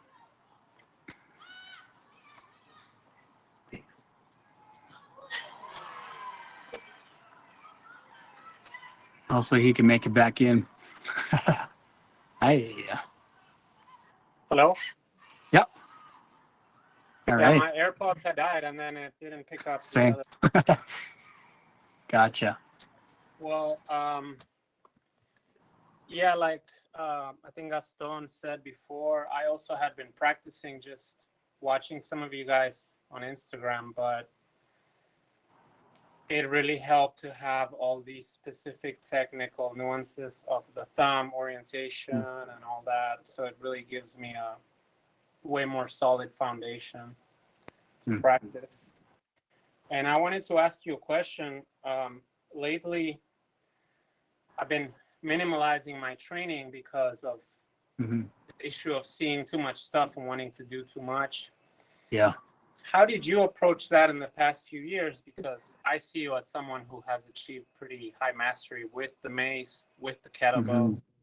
Do you periodize training one specific modality for a long time, or do you do everything at all the time? Because right now, I feel like if I add a lot, it takes away. I'm really prioritizing steel mace flow lately, Yeah. It's a really good question, and something I've struggled with in the past as well. When you try and learn everything, you learn nothing deeply. And so I learned to really trust my current curiosity, and I allowed myself to really follow what that was. So if I was really interested in kettlebell juggling, 80% of my practice would just be kettlebell juggling. I'd allowed myself to just dive deep into that category. Then usually it'll start to shift or something else will come in. Recently for me, I've been really enjoying the ropes. And it's been like, oh, that's just like, there's patterns I want to learn and there's an intrigue there. And so I'll dive into that and dedicate my focus into one thing at a time. And then what I find happens is there's a lot of crossover. Right. And so the mace was first for me, and then I dove deeper into juggling, and then rope, and then club, and I've been through a lot of different disciplines. And it's hard to do everything at the same time. It's merely impossible. And so I touch all the tools at least once a week, but I'll primarily focus on just one. I have training, I do at the gym with weights. I do a lot of wet method landmine stuff for general strength. But choosing one thing and really diving into it, and then naturally you'll trust your ability to then shift out. And in terms of periodization, it's usually that'll be a month, sometimes 2 months. Like I'm really interested in something, and then I'll shift. And I find I never lose what I learned with the previous thing. I only deepen my knowledge of it because I've learned something else that I can then relate over. So it deepens everything as time goes on. Thank you. Thanks for asking that. Awesome. Alyssa, how was that? How are the hands doing? You know, the hands are like doing okay, but it's just like the whole body fatigue. Yeah. Yeah, definitely. For the amount of volume we did, a lighter bell would have been better for me. But it was a lot of fun. Loved kind of exploring just the different movements and just getting out of the linear plane was a lot of fun. Loved the instruction, like just hearing, getting the feedback from you, and also just hearing about like the subtleties and the nuances of each movement was really helpful. Hard for me was committing to the catch. Especially, I got really good at flipping the bell, but I was like, I don't know about the catching part. So bigger bell would have been helpful there. And yeah, just for me also, like eye hand coordination is a big thing. And so that was kind of, this will be good for training that. Yeah, it will. That's awesome. Yeah, you did so good. That was someone's ability to catch the bell is not determined if they learned a lot in the session.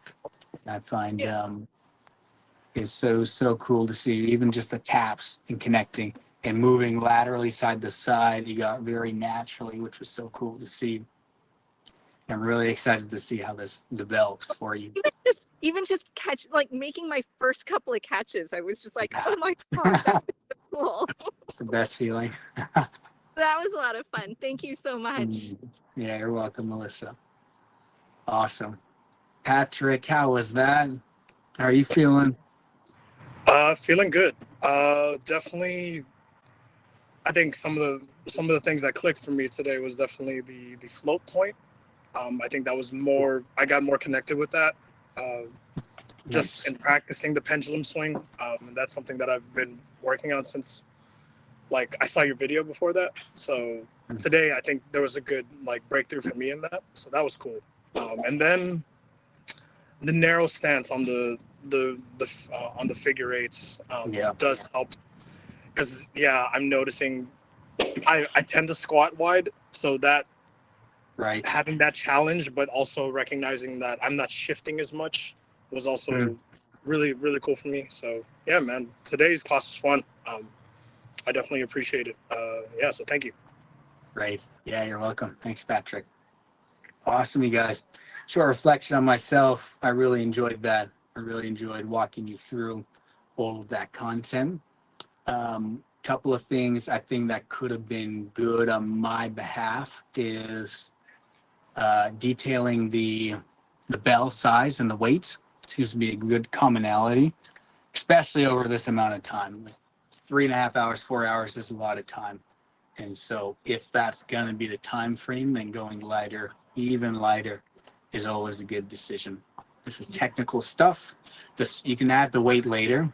I love flipping with a 16 or even the 20 kg bell for that added strength factor. But that only comes after you develop the technique, which comes with lightweight and patience.